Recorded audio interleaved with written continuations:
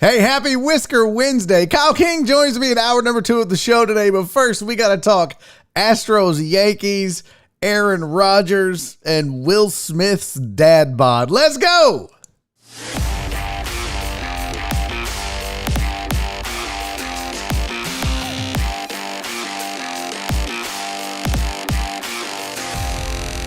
Live from the BiffNet Studios World Headquarters in Spring, Texas, it's Barry on Deck, hosted by former ESPN Houston radio host and stand-up comedian Barry Laminack, starring Oliver the Cat.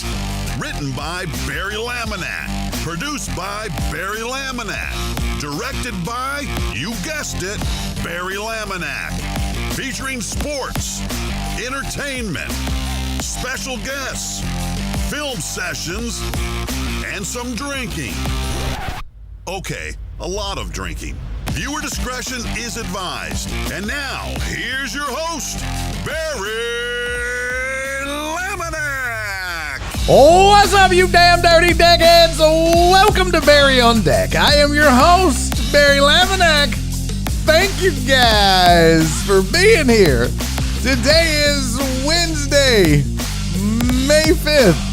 2021, and this, I didn't look over there. What are you talking about? This episode number 246 of Barry on Deck. We are 4 away from 250. We are 4 away. We are 4 days away from the 1 year anniversary. Well, I guess if you don't count today, we got Thursday, Friday, Monday. Tuesday is the 1 year anniversary of this show. I think today might be the anniversary of me being laid off, as a matter of fact. Maybe that's why I'm so down in the dumps, because it's like 1 year ago. Let me pull up the calendar real quick. I want to see this. I just thought of this as I was discussing it. So I was laid off. I did a show with John Granado on Monday, May 4th. And it was that evening that I got the call from AJ Hoffman telling me that because of COVID and the economy and not having any sponsors attached to my name, that I was being let go from Gow Media and ESPN 97.5 in Houston. So 1 year ago yesterday, I was laid off. May 6th was my last day and the last day of The Usual Suspects. And then the following Monday, Barry on Deck started. So, you talk about scrambling to put some shit together. I gave myself the 7th, 8th, 9th, and 10th. I had 4 days to get this raggedy ass show on the road. So here we are 1 year later. What a difference a year makes. Still don't have a job. Okay. Good times indeed. This is also a Whisker Wednesday, so I do have 2 more wonderful, actually 3 more wonderful, I'll explain, 3 more wonderful animals for you to adopt today. Don't forget, Kyle King is going to join me in hour number 2. My buddy, my pal, he's already in the chat, which I love. He's hoping to be adopted today. So Kyle King's going to spend an hour with me. I'm going to tighten up the Wednesday rotation. I kind of like how this is starting to go where, you know, I got Kyle, I got Josh, I got Westling, I got Trey. We'll start to tighten this every Wednesday second hour rotation up a little bit. It'll be fun. And I think it'll be something you guys will enjoy on a weekly basis. But before we get into anything else, we always start the show off by shouting out the chat. Shouting out the chat, I guess you'd say. It is the chat, and it is the greatest decade in the history of the world once again. Shelby, first in the chat, first super chat, first like. She is the Triple Crown winner. You guys can suck it. You can't take that away from her. She is the best deckhead in the history of the world for the next 2 hours. Shelby, thank you so much for being prompt and being on time and getting in a super chat. I appreciate the support.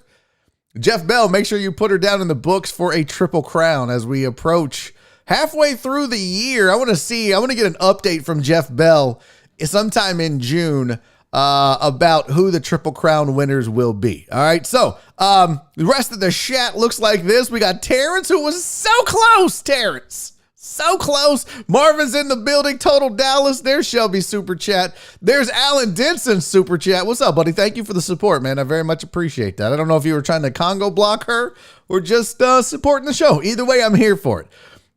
Steven the Weather Guy. Current conditions at BiffNet World Headquarters, 78 degrees, dew point 57 degrees, sunny skies, 100% chance. It's a great day to take care of your lawn. Might be a little soggy from the rain, but yeah, it's going to be a beautiful day out. I will have no time to do that. I got a call with Christopher Jones after this show. He's the resident Barry on Deck BiffNet Who's Fancy lawyer. And then right into a sidecast of the Astros Yankees game tonight for Sports Riot, our second official show of the show. It'll be happening tonight on Twitch. So twitch.tv/Sports Riot Live. Going to be a good time. Who else is in the chat? Dandy Dan is here. Mr. Aaron J. Bryant, the Falcons fan himself. Francisco Abarca. What's up, dog? Josh G-Man, Fidel, Alan Denson. I got already. Who else? Justin Swinford. Got roasted last night. Felt good. CC, how are you? Gregory Vega Jr., Donna, I hope you're doing well. You guys, we have a long going through some shit list. As you know, on occasion, we'll do a GTSS, some going through some shit. That list, you could put me on there, Donna, the Reverend Lord Chris Householder III, Jerry Rocha. Just keep us all in your thoughts and prayers, please. Brandon Martinez is here. Jesus Perez is here. Truck driver Pookie. Hey, Mimi. Hi, Mimi. How are you, sweetie? Jen is in the building. Who else? D. Mata. What's up, dog? Uriel Villanueva. Chris Reyes, Mr. 1%. There's Kyle. Who else? VB. What's up, dog? What's up, VB? Frank. How are you, man? Pete Jones. Sandoval. What's up, dude? BZH says, yeah, being late sucks. Yeah, don't be late. What are you doing? What's your problem? John Westling. I have a lawn question. I'm feeling pressure from my neighbors to mow already, but I want to let it grow nice and thick. So here's the thing, Johnny. You can go ahead and mow, like, I get thickening it up. I get that. You know, it's like fluffing your lawn. I understand that. In fact, when it comes to St. Augustine, the best thing you could do is fertilize, water, and mow often, and it'll thicken up itself. So don't feel like you have to just let it get too tall. What'll happen is if it gets too tall, you're going to create thatch if you're not bagging. So don't let it get too tall, but what'll happen is if you do keep it fertilized and watered really well, it'll thicken up anyway. So hell, there's a Kyle King. We're going to discuss this. Who the fuck mows their own lawn? This guy, you raggedy bitch. All right, let's go. Let's get to the sports right off the rip, and then we're going to do some a Whisker Wednesday. Here's your sports headlines for the day. Brett Favre says that his gut tells him Aaron Rodgers is done with the Packers. Well, no shit. He did say this. He said basically that Aaron Rodgers is like the MVP of holding a grudge. That like, and he mentioned, I loved it. Favre talked about this on his podcast, but he basically said, if Aaron Rodgers has it in for you or has a grudge for you, get done. Like he won't change his mind, which I respect the hell out of that. I'm kind of like that. I'm the kind of guy where it'll take a lot for me to like hate you. But once I hate you, like I'm done. Like good luck. You can ask people, like I've severed friendships. If I feel like you wronged me or don't like me, I'm out. So I admire Aaron Rodgers. And but Favre said he said, yeah, if you are an opposing team, opposing players, family. Like I love that he mentioned family. Y'all remember he like basically shunned his whole family out of a grudge. So if Favre is done, or if Rodgers is done with you, he's done with you. And so that's why Favre said what he said. Hey, look, there's Andrew Clay, you guys. Came for the jokes, leaving with the lawn care tips. It's what we do on this show, baby. Lawn talk every Friday. Come hang out with us.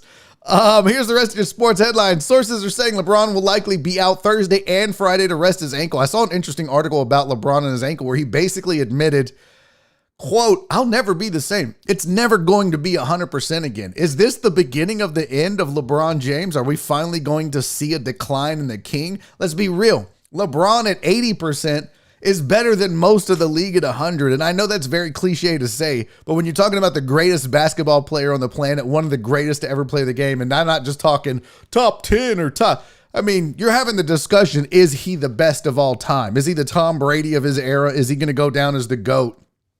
Listen, I don't want to see LeBron James go away. He's really good for basketball. He's starting to get into this the social side of sports, which I really think is needed and necessary. Give athletes a voice. So don't want to see him go. But he admitted it himself. He may never be 100% again. So look for, keep an eye on LeBron. The machete. Martin Maldonado avoided any serious injury after the collision with Rougned Odor in last night's Astros Yankees game. So it looks like he had a scheduled day off today. He normally does not catch today, and then tomorrow he would go again with Lance McCullers. So he would be catching McCullers. We'll see if he's going to rest that game or not. Took a pretty nasty bump. We'll talk more about the Astros Yankees games in a second. Cowboys have released nose tackle Antoine Woods after drafting 2 defensive tackles in this year's NFL draft. So there are your sports headlines. Yes, Odor is a jackass, 100%. Danny Dan said, LeBron's been playing for ages and constantly in the playoffs, so a lot of games too. Yeah, a lot of wear and tear on that ankle. That's a great point. When you go to the finals every year, you're playing more games than just about anybody. What's up, Stephen Luther? Total Dallas said, that's why Laminack does his own lawn. What? Total Dallas, us non-famous people mow our lawn, Kyle. Yeah, that's right. I'm not famous like you, Kyle King. Get out. Come on, fam. Don't sit here and dog us nobodies. No, that's not Andrew Dice Clay. That is Andrew MS Paint Highlight Clip Clay. That's a long name, Andrew. We got to work on it. Let's see. What is this? Dallas Cowboys fan club brought AW99 to Houston. He was so nice. Oh, that's cool. That's very cool. All right, let's go ahead and just do this since we already talked about Rougned Odor and the Astros and the Yankees and all that. Collision at home plate was caused because baseball would rather have unwritten rules than just to put them in the books. I don't know what that. I think the collision was caused because they forgot to move the bat out of the batter's box. If you go back and look at that, the bat was in the right batter's box. I won't say right-handed. That doesn't sound right. Was in the right batter's box, and they're saying that's why Rougned Odor did not slide. That's why he tried to run through the play. I don't think that was a dirty play. I think he has the right to the base. Maldonado was blocking the base. He was in the path. That's baseball. I don't think it was dirty. And you guys know me. Look, there was a lot of shit to be angry about last night. The strike zone, Yankees ignorance. The Yankees fans ignorance. The fact that ESPN was just, if there was a digital online version of sucking off a fan base, ESPN did it. Oh my God. They literally, I don't know what color jizz Yankees fans, if maybe it's navy or it has pinstripes on it, but just be on the lookout for ESPN to have some of that somewhere. It was disgusting. I know that was a disgusting reference. That's how gross it was. It's like, if you go look at the front page, like, Yankees fans give Jose Altuve the business. Look at all these signs. And like, okay, we get it. But you didn't suck off Angels fans like this. It's disgusting. ESPN, you should be ashamed of yourself.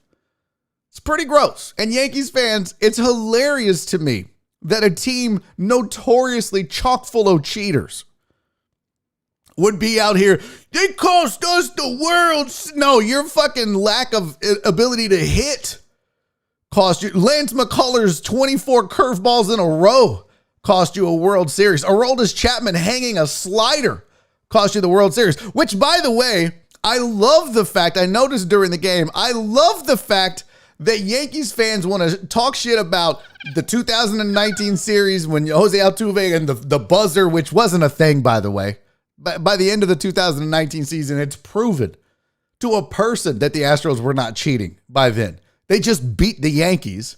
But the fact of the matter is, Garrett Cole was on that team.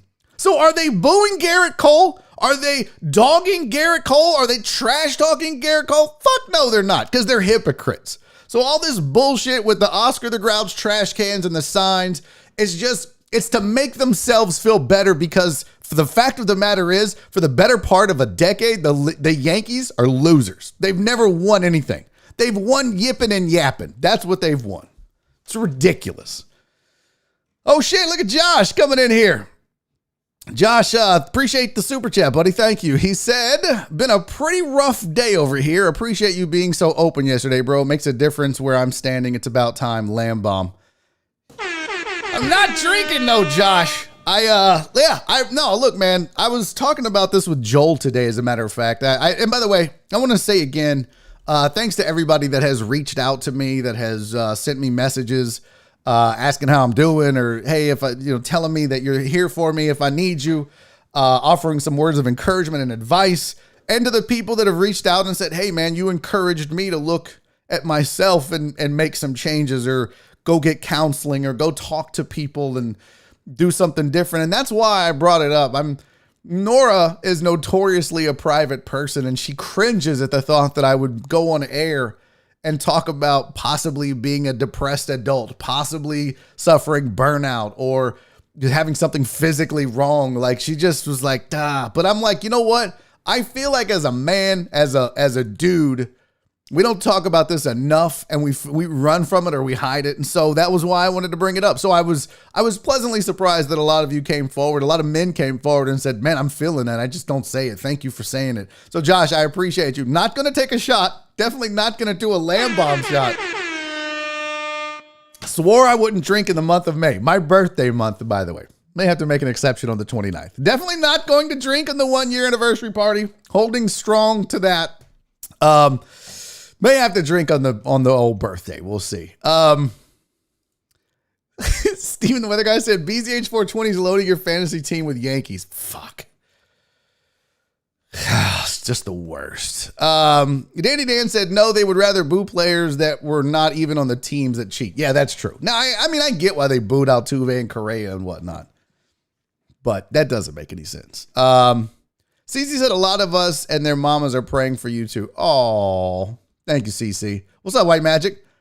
Wesling said, switch from shots to weed pen hits. I'll send you a harmonica. No, Wesling, when this COVID shit hit, I had to go to the doctor. If you'll remember, this time, well, not this time last year, but in December, January, February, I had a cough that I couldn't get rid of. I went to the doctor. He said it was bronchitis. I'm beginning to wonder if maybe the reason why I feel like shit is I'm a COVID long hauler. Now I'm just being a hypochondriac. But I basically went to the doctor with bronchitis, and he said, do you have a vape pen? And I was like, yeah, I started smoking weed through a vape pen.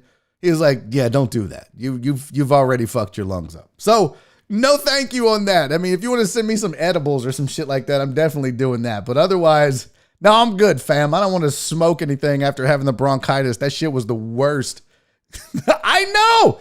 Maybe I had Rona, but it also might have been the vape pen that I had. So, all right, nonetheless. Okay, so a little bit more on Astros Yankees. I think from the standpoint, if you're an Astros fan, that was a tough loss last night because you wanted to see those guys go in there. Zach Greinke did not have a good game. Second outing in a row that he doesn't look like he has his control. And if you're not a power pitcher, you can't rely. You have to rely on pinpoint control, right? Like, I mean, you don't, if you can't blow the doors off of them and get a little wild, you better be able to spot your 90-mile-an-hour fastball and get your breaking ball over for strikes. None of that happened. So Zach Greinke guts out a 4-inning performance. Kept them in it. Let's be real. Kept them in it. That one big inning, that one blow up where Maldonado and Rougned Odor collided at the plate was the difference in the game. And it sucks. It sucks in a throwing error. They score all those runs. I mean, it was an infield hit, but the throw after that was an error that allowed the runs to score. The problem with a game like that is you give fuel to the Yankee fans now because they're like, see what happens when you don't know what's coming. I mean, never mind the fact that, Aaron Judge and Giancarlo Stanton and Gary Sanchez could lead the league in strikeouts every single year. Never mind that fact that their team strikes out just as much as anybody else. Yes, they have great plate discipline. They talked about that on the broadcast last night. Fact of the matter is, this has nothing to do with cheating. This is vitriol because their team came up short. That's what it is. And get it out of their systems. I get it. I would really have wanted the Astros to win this series. So the Astros need to go out and win. I like their chances of winning that Lance McCullers game. I really do. I really like their chances. But I think that if they can win this game today, win tomorrow, shut this Yankees team up, shut this Yankees fans up, can we just get past this? I don't know about y'all. And I've acknowledged 100,000 times already. Yes, the Astros cheated. Yes, that team was cheaters. Did I think it won them the World Series? No, I don't think it won them the World Series. We've gone over this a million times. They won it on the road where the Dodgers failed to hit at home. That's not banging trash cans' fault. Same thing with the Yankees. I think it was Schwab on Twitter who showed a thing about Yankees were up 3-2. They were one win away and then scored like, what, 1 or 2 runs in the next 2 games? That's pitching. That's not the Astros stealing signs and knocking the ball out of the park. That's the Yankees' inability to hit. So they cheated. Yes. Is it the reason they won a World Series and went back 2 years later? No. But you just got to deal with it as a fan base. DFL Smith said, Judge Stanton and Sanchez make Rob Deere proud. Yeah, Chris Carter looks at them like, man, guys, make some contact, why don't you? Yeah, appreciate that, man. Give a show the thumbs up. If you haven't subscribed already, do that as well. You heard the man. So, yes, that's the thing. But here's what you got to understand, Aaron, and all Astros fans. Here's what you have to understand. The fans haven't had a chance since this broke. It was pandemic season, and the fans have really not had a chance yet to get it out of their system. So you know that this year is going to be that year where they just go all out. They just get extra as fuck like old, what was this, Dugout Karen or whoever this chick was that she looks, I mean, come on. Come on. This is, you can tell she don't know shit about baseball, but her cousin Vinny gave her some tickets and sent her to the game and was like, now listen, I want you to get to that game and yell fuck Altuve a million times and show your titties. Like, come on, fam. She if you asked her what is it exactly that they did and how did they steal the sign, she'd be like, what's the sign? I'm a Virgo. All right, get out of here. She don't know. She is literally just there to talk shit. Stop it, Chris Reyes. Someone tweeted, I do not have the energy and time to be this mad, and I completely relate to that. Dude, right? Craziness. Jake, okay, I get it. Do you know when like, I'm trying to think some good examples. The Patriots. McGuire and Sosa and Bonds and the entire steroid era. Like, Alex Rodriguez getting busted later, and then the list of Yankees that were accused of using steroids in one of the years that they won the World Series. Like, I don't have enough time, and I don't care enough to get that mad to make a sign and go to a game and scream at the top of my lungs knowing they can't hear me individually. Yeah, they hear the fuck Altuve chant. Sure, he hears that, but I'm sorry, Dugout Karen, he cannot hear you. He does not give a fuck what you think individually about him as a baseball player. I promise you that. It just seems like so much wasted energy to me. Just crazy. Watch out for Virgos. All right. Flip said, what's the time cutoff for us to be able to start cheating again? I mean, I'd give it another year. Hey, speaking of time cutoffs, let me do this real quick, and then we're going to do Whisker Wednesday because I would be remiss if I do not mention this one more time. Don't forget, we do have the Barry on Deck royalty program going on right now. If you think you are the most downest ass deckhead of the year, you have a chance to prove it through the royalty program. You could be the king or the queen of the Deckhead Hill. It's that simple. All you gotta do is earn the most points in the month of May by the deadline, and you will be crowned king or queen of the Deckhead Hill. It's real simple. Points can be earned during the period of 12:01 on May 1 through May 31st at 11:59. No entries will be accepted before or after. So all of the points is based on the activity you've done in May, not what you did before, not what you do in June. Only in the month of May. You simply need to sign up. And the way you sign up is you email Jen right here. It's on your screen. Nope, that's not it. Email. Where'd it go? Damn it, Jen. Jen, right there. Jen at who'sfancy.com. That's the email. If you want to get in on the royalty program, all you got to do is send her an email. Now, I had set the deadline at 2 o'clock today. So if you hadn't signed up by today at 2 p.m., you couldn't get in it anymore. But I'm going to go ahead and extend it to the end of the show. So you have until 4 p.m. today to get signed up. Email Jen at whosfancy.com. She will send you the rules. She will send you the link. She will send you all that. And you may be asking, well, why am I going to do this? Well, you guys are already helping me spread the word. You are already promoting the show. So you might as well get something cool for it. So you can get all of these points. You can get, the way you get points is you go and you retweet something that we tweet, right? You bring a new member to Patreon. You comment on a posted show on YouTube. Bring a new viewer live. All right. We had that happen yesterday. Lulu Dog brought somebody new to the show yesterday. So tons of ways to score points. And then what you'll win at the end, $100 gift card, your choice. Either Visa or Amazon, $50 credit for Barry on Deck merchandise, a one-of-a-kind Barry on Deck shirt, King or Queen of the Hill trophy. I'm going to have to get it made.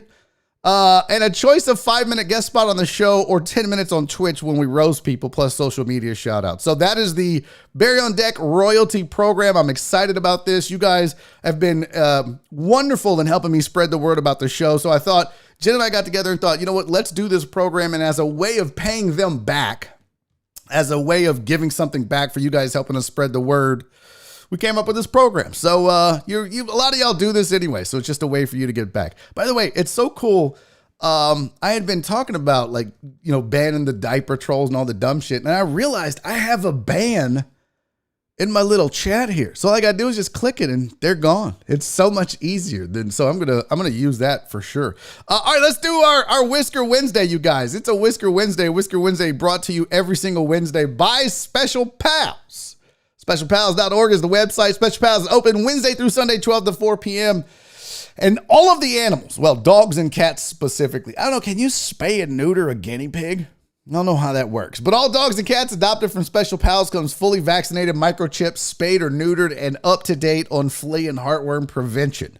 So, speaking of the guinea pigs, let's start there. Check it out, you guys. Ruby and Marie. I think this is the first time that we've had guinea pigs on the program. So this is Ruby and Marie, twice as nice. These guinea pig gals have spent their whole lives together. And they are attached at the hip, kind of like those two chicks at the club that you just can't seem to chat up.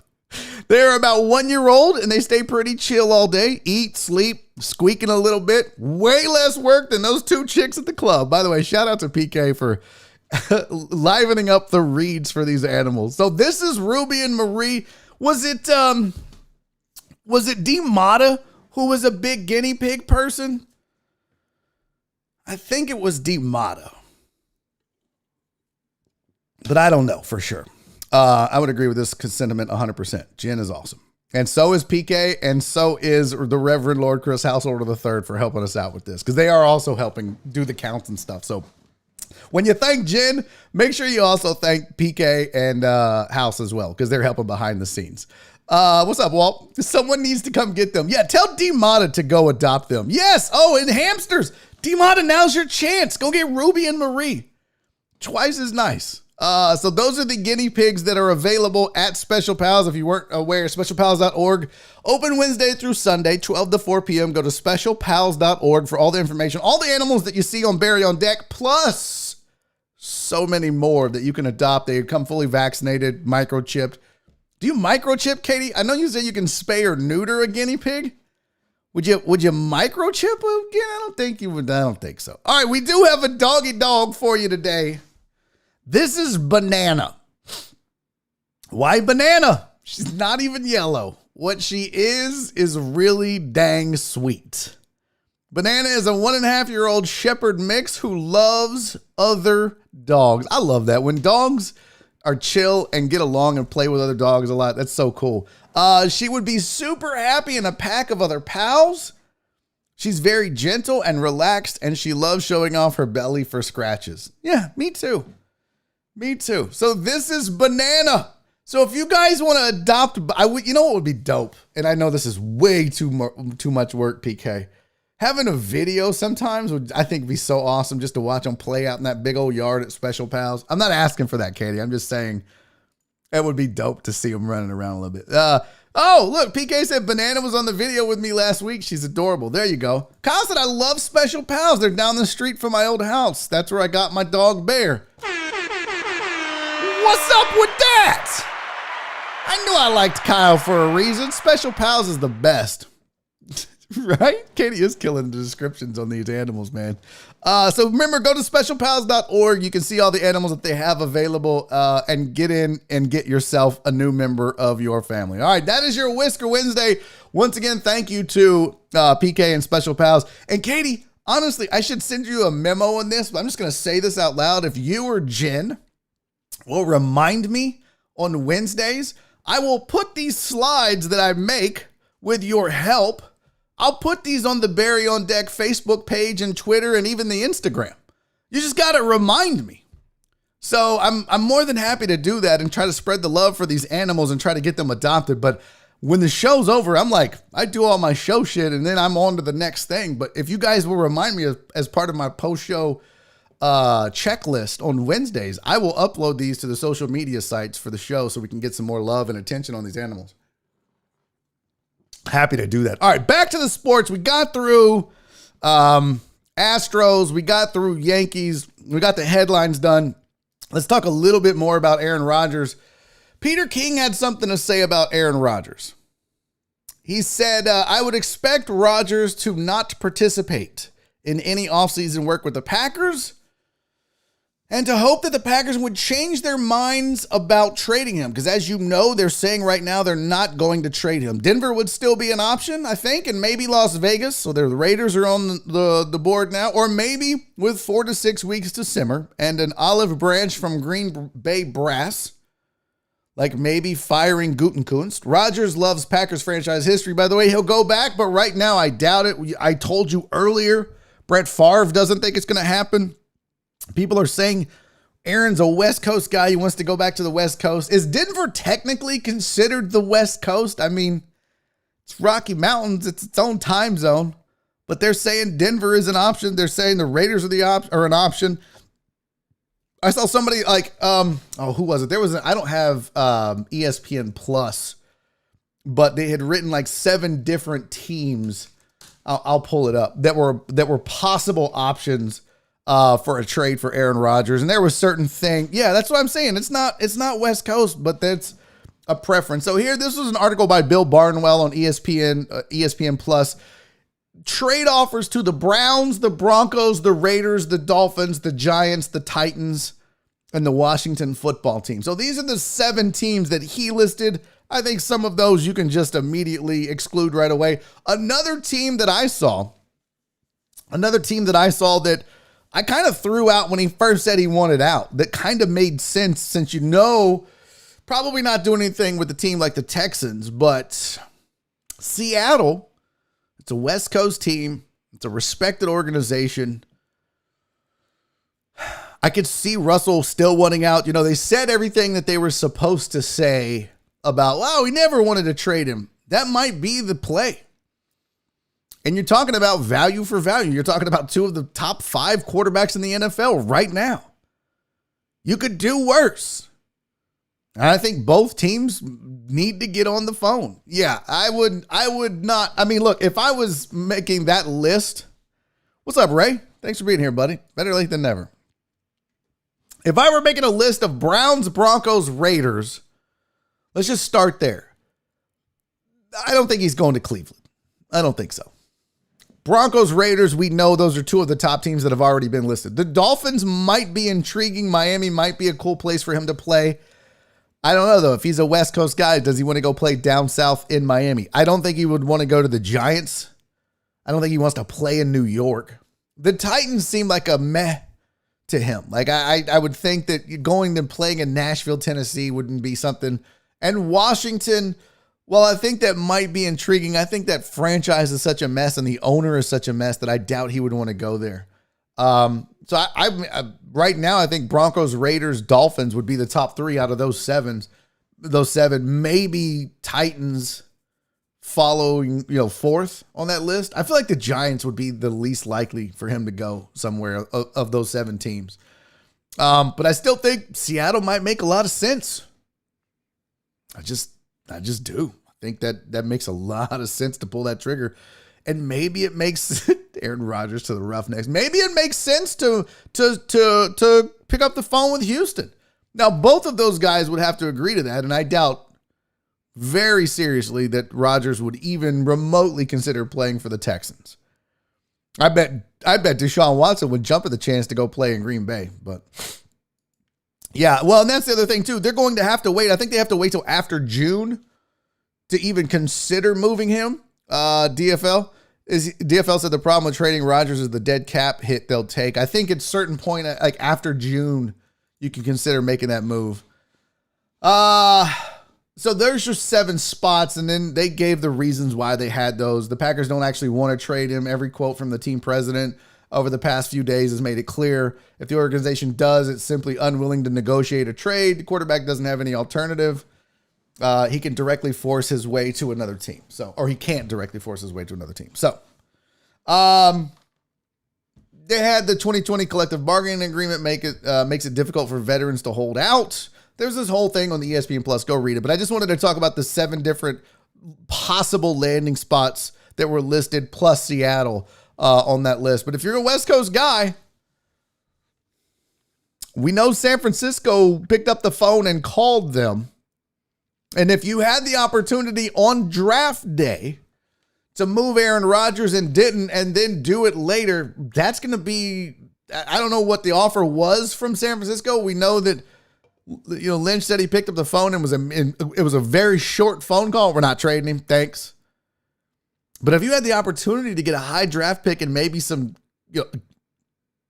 whatever else, a quarterback to come in and start right away in Garoppolo, and you said, no, you better make a splash if you move him. That's all I'm saying. Otherwise, you Texan this whole thing up. Fact. That's sad when that becomes a way to describe, they Texan that whole thing. One more NFL note. Patrick Mahomes is a little upset with the NFL right now. And he should be. You're looking at Patrick Mahomes on your screen along with Juwan James, who is out because of a torn Achilles. He was working out in the offseason, not at the Broncos facility, and tore his Achilles, and he will miss the season. And now they're saying that the Broncos don't have to pay him because the workout occurred off-site. This was a tweet by Adam Schefter that said Broncos offensive tackle Juwan James contract told last year, so he was playing under his 2020 contract this year, which had $10 million guaranteed for skill and injury and another $10 million in 2021. So it's a $20 million potential torn Achilles injury.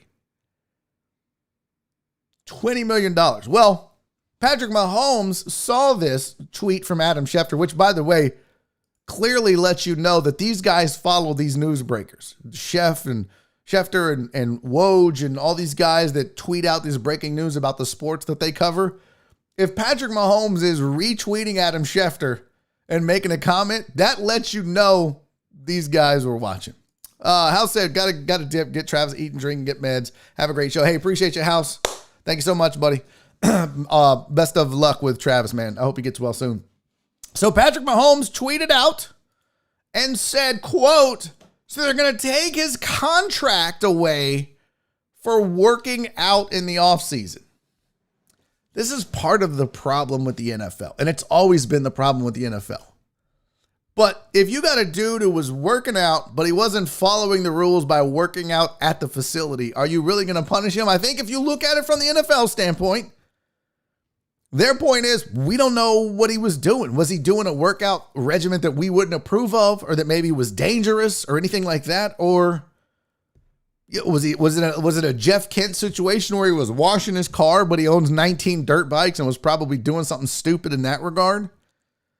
Was it he banged his hand gaming, fractured his finger?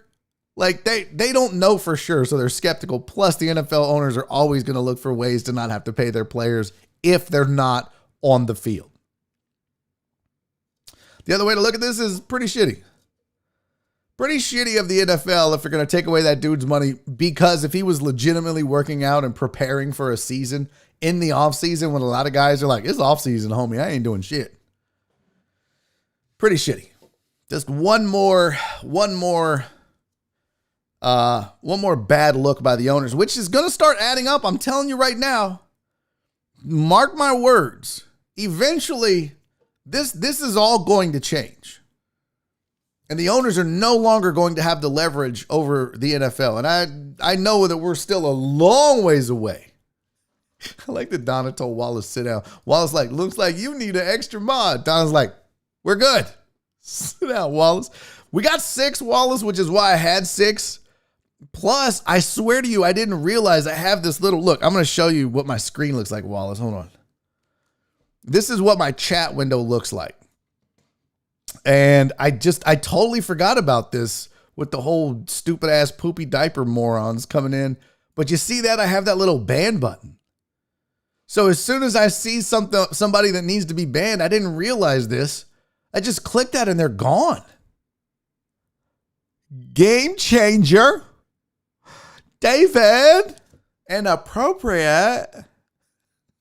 God, I wish Schitt's Creek would come back on the air. Yeah, it's pretty dope. Andrew Clay said, at Justin Swinford, how many star players have made good GM executives? Short list, right? Very much so. Are we saying Elway is a good GM? Are we saying John Lynch is? I think he's done a pretty good job in Seattle. I mean, in San Fran. Wallace said, if I ever become a mod, I will give a timeout for absolutely no reason, Donna. No, you're not going to be banned. If I do, it's by accident. If I accidentally click the ban button. Tilda Dallas said they didn't have a problem with Tom Brady working out at his high school. Yeah, well, he also didn't tear his Achilles. So that's the thing.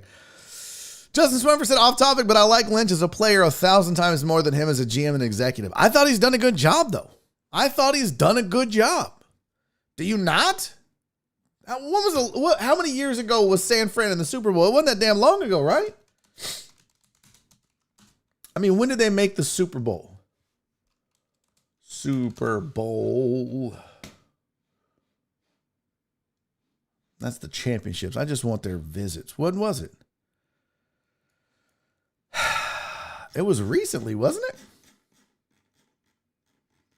All right. It's taking too long to find it. Yeah. 2020. Yeah. Oh, 2019. They lost Super Bowl 54. Yeah. That's not that long ago. I think that was Lynch's first year, if I'm not mistaken. I don't have a problem with what he's done. I think he's done a decent to good job out there. I don't know. I saw Richard Sherman, I believe it was, talking about Jimmy Garoppolo on, shout out or shut up or sit down or get out or whatever the hell the morning show is that he was on. And he was talking about the fact that it's funny, everywhere Garoppolo has gone, he's never gotten the credit for what he's done. When he was in New England, it was like, he's Tom Brady and it was Belichick. And then he moves and now they're like, it's the system, it's Kyle Shanahan, it's the weapons, it's this, it's that. And they're just like, they get no love for this dude for actually just going out and playing and doing his job. Which if Richard Sherman is saying that, he's a guy that's going to be honest with you. I found that to be interesting. Good that he has his quarterbacks back. But he brings up a good point. I don't know, though. I think Garoppolo has been viewed as a backup for a very long time. Fair or not, I think a lot of people thought he was a backup. All right, BZH 420. See you tomorrow. Go team. Yeah, y'all don't know, but he's a huge Yankees fan. Vomit. Vomit. All right, I think that's enough sport. I'm sportsed out. I'm sure Kyle and I will talk more sports later. Real quick, before we get rolling, or continue, I should say, rolling with the show, I want to tell you guys, no, not about rain first. We're going to do Dan's first. Dan's Seafood and Wings.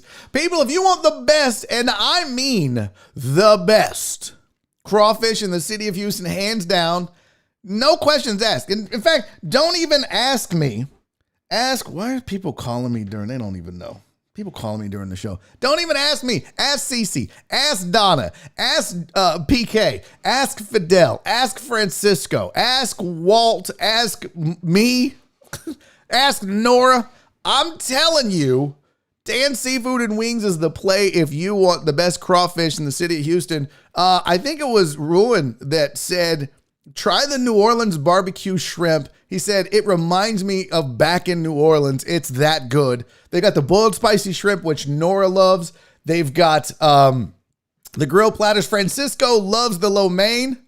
So listen, you got to try it. Yeah, Cece said, ask me, it's num num good. I'm telling you guys, get out to Dan's Seafood and Wings. 2 locations for you. One on the northeast side off of Uvalde Road. One on the southwest side off of South Gessner. Go to eatatdans.com and check out what they have to offer.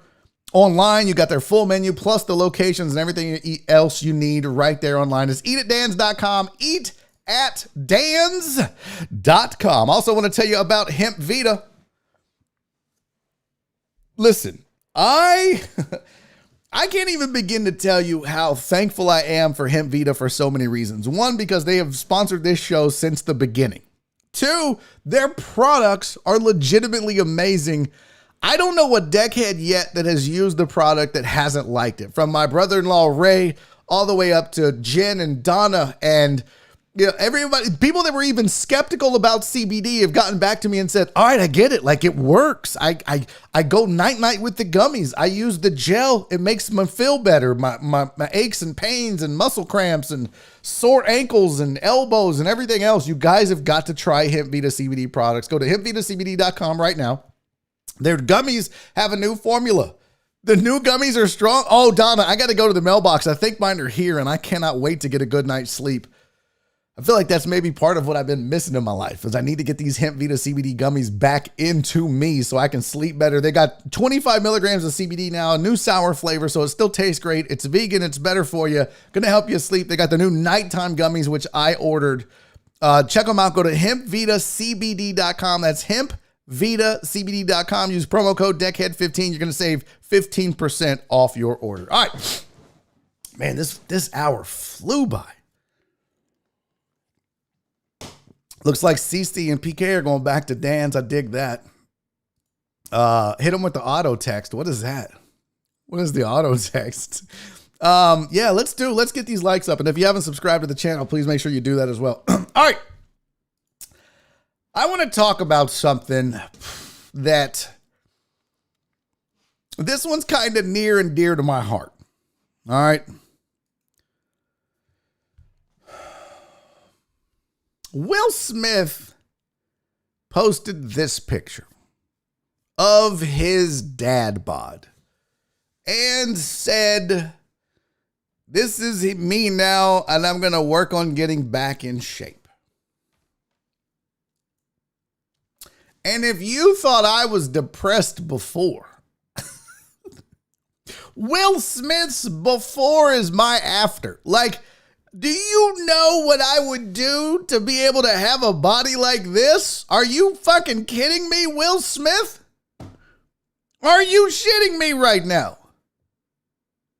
He's like, I'm just so like, my dad bod. And I'm like, that's my fucking goal. That is legit a goal. If I could get to that, oh my God, I'd be thrilled. Tony said, we need to stop body shaming people except on roast. By the way, the roast last night, you guys carried that. I really appreciate that. Wasn't feeling it. Y'all know I'm not myself right now, but the roast was a lot of fun. A lot of folks got roasted and it was good. I don't even have a dad bod. I got like a granddad bod. It's not good. I mean, dad bod would be a goal. I see why the entanglement. What? That doesn't. Why? CC, you don't think that he looks good right there? I don't see nothing wrong with that. Kyle said, don't disrespect the dad bod if you still want to get the dad rod. Nice. Very nice. I like. Oh, that's funny. Listen,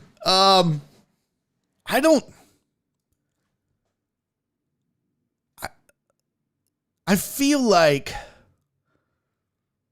we have this false sense of what we're supposed to look like. I want to be in shape. I want to be healthy. But once you get past it, how old is Will Smith? How old is this dude now? He's got to be in his 40s, right? Will Smith I'm going to say 43. Whoa, fuck. Are you shitting me? Okay. This dude is 52 years old. 52 years old.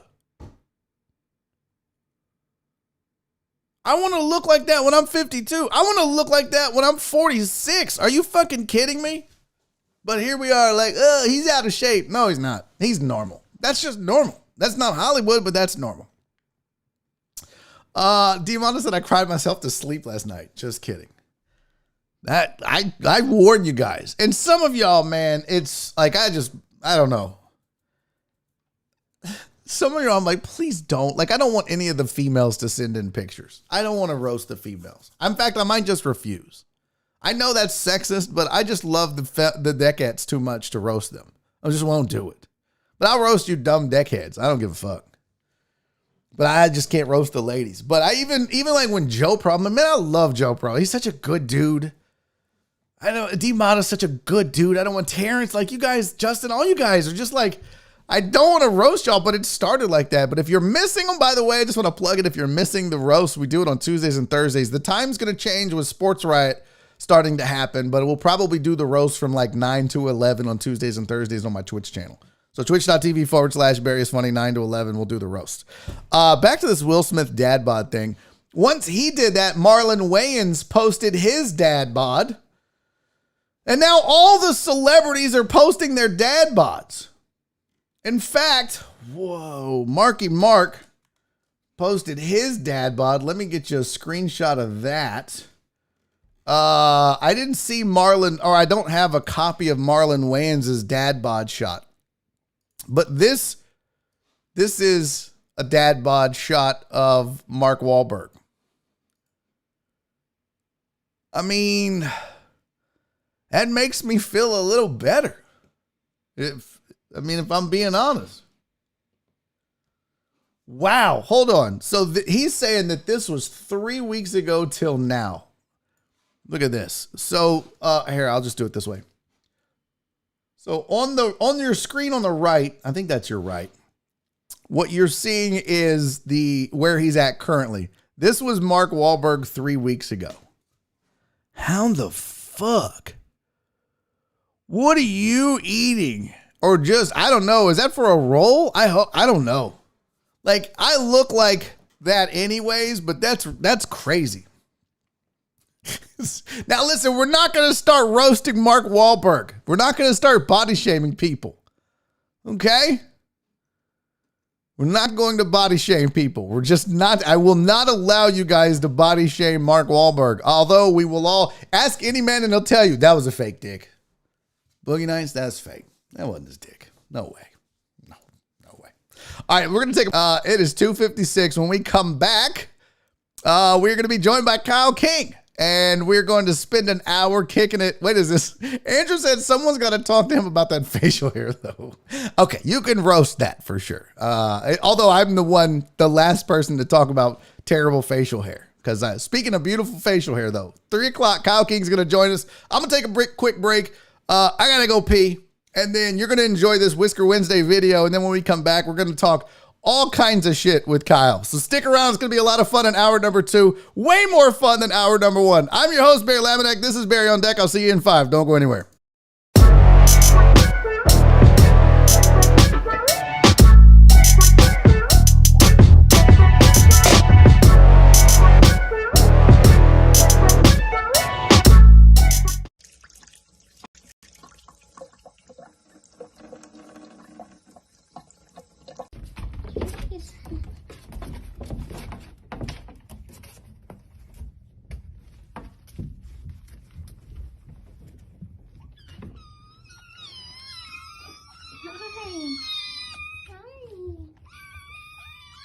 Good morning.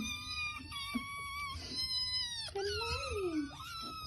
Humans be like, I'm going to stop buying you toys if all you do is destroy them. Okay, and how's that gym membership going? How about those rotting vegetables in the fridge?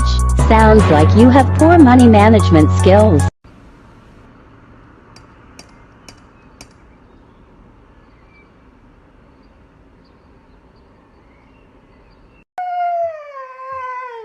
Get out of your water dish. Anyone who's ever had one Made your knows point. this much. You're not going to dehydrate. Dogs have plenty to say. Which begs the question, what if dogs could talk?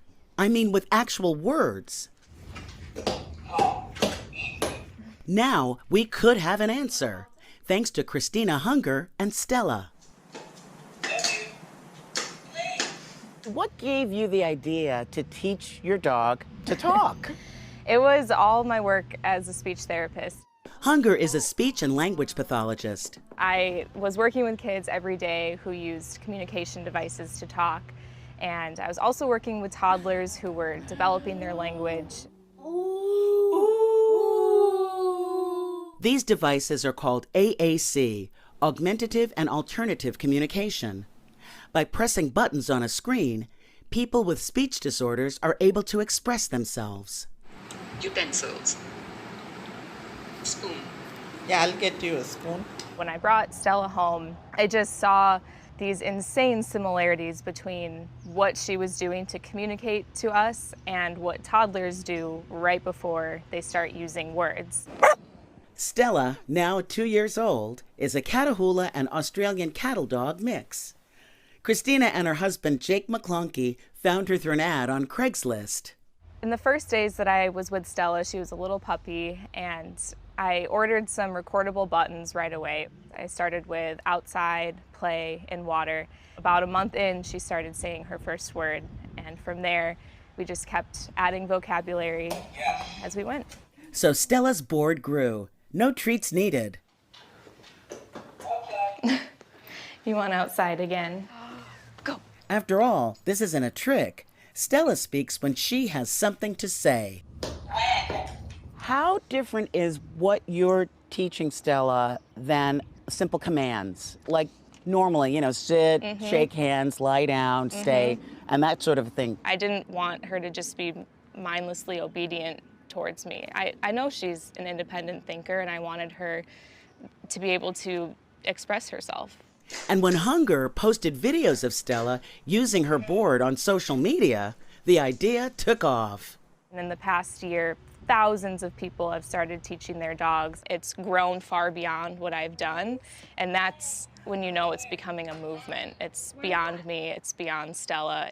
With all the letters pouring in, Hunger decided to write about it. I think it's really going to bring us a lot closer together to the animals we share our environment with. I think there's a lot more similarities than society realizes right now. While Stella might be the star of this show, Christina Hunger hopes all the attention will shed more light on her first love, the humans who rely on AAC.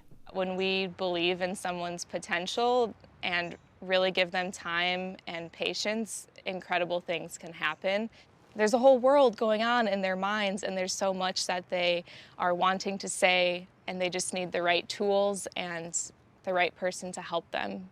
Or in this case, the right Stella. Yes. Yeah, yeah. Stella! Stella! Stella!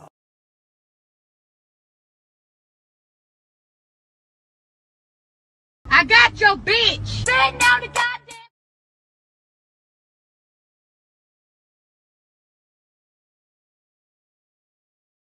Welcome back to hour number 2. I'm your host, Barry Laminack. Thank you guys for sticking around through the break. Those of you that didn't are terrible people, and I hope your chair falls and you skin your knee. I don't know. Oh, am I on mute right now? No, I'm not. Don't tell me I'm on mute, Wallace. I was on mute just a second ago. All right, this is hour number 2. Joining me on the program right now. Oh, look at the fancy new set. Kyle King is in the building, you guys. Hi, how's it going? Got the beautiful beard and the Fred Durst hat. I'm digging this. Now you know y'all be loving this shit right here.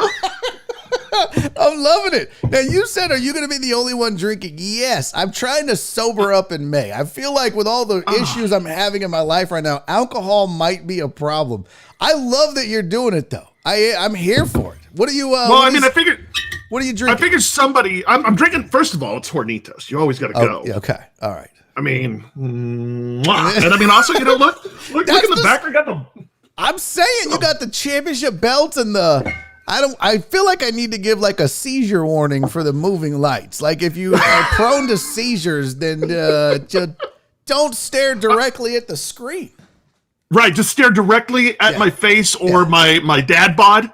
Okay, like if that's what you're gonna stare at, don't look at the lights. Just you and me right here, chat. Right here. All right, I'm here. My wife is actually epileptic.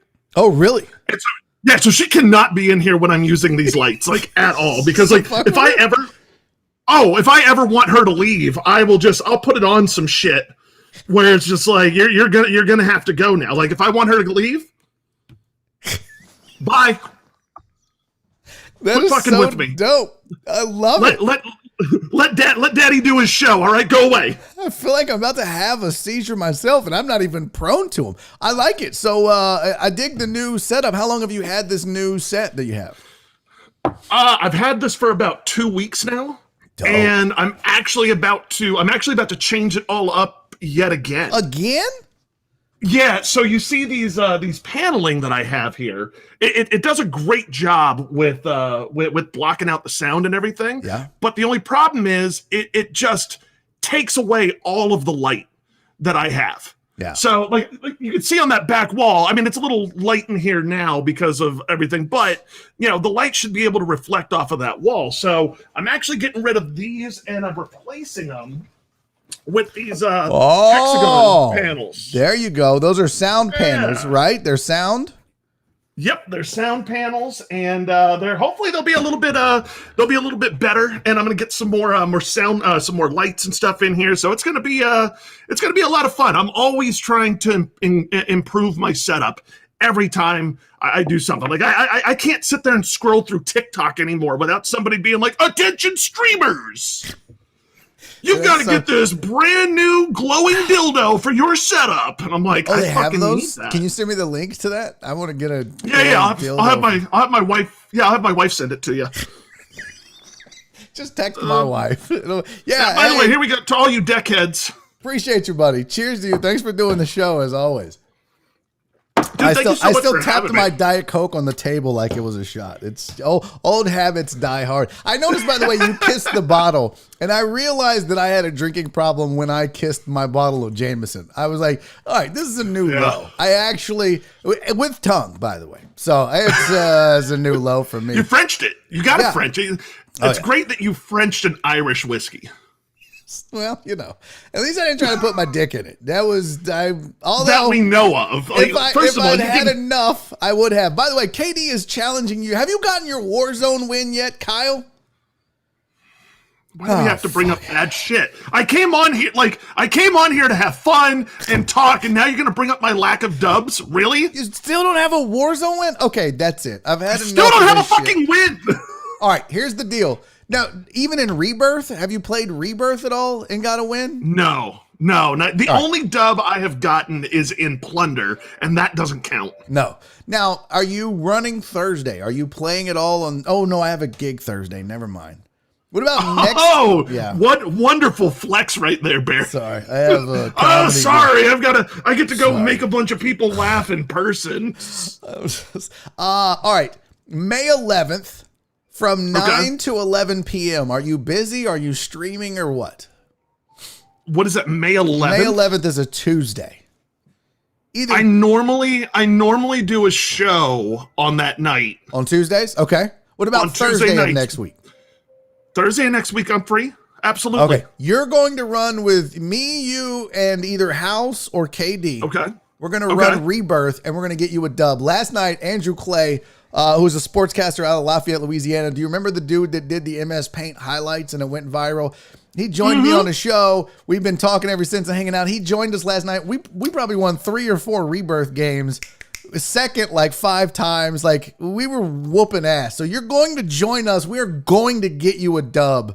Next Thursday, 9 to 11. Okay. See, I'm absolutely perfect with that, and I need that. Like, I feel like in order to be a man, I have to get a dub. Yeah, you don't. In Warzone. Like, how bad are you? Are you like bad, or are you just bad luck? Oh, fucking dog water. Like yeah, I'm shit, dude. Like, and the messed up thing is like I'll go on TikTok and I'll see all the streamers who are like, this gun is so meta, and I'm like, wait till I get it in my hands because I'm gonna fuck it up. No gun is meta in my hands. Like Tim the Tat Man, Sally, Nick Merckx, Jay, all of them. Fuck all those all of them could come in and be like, Kyle, we have custom made this weapon for you.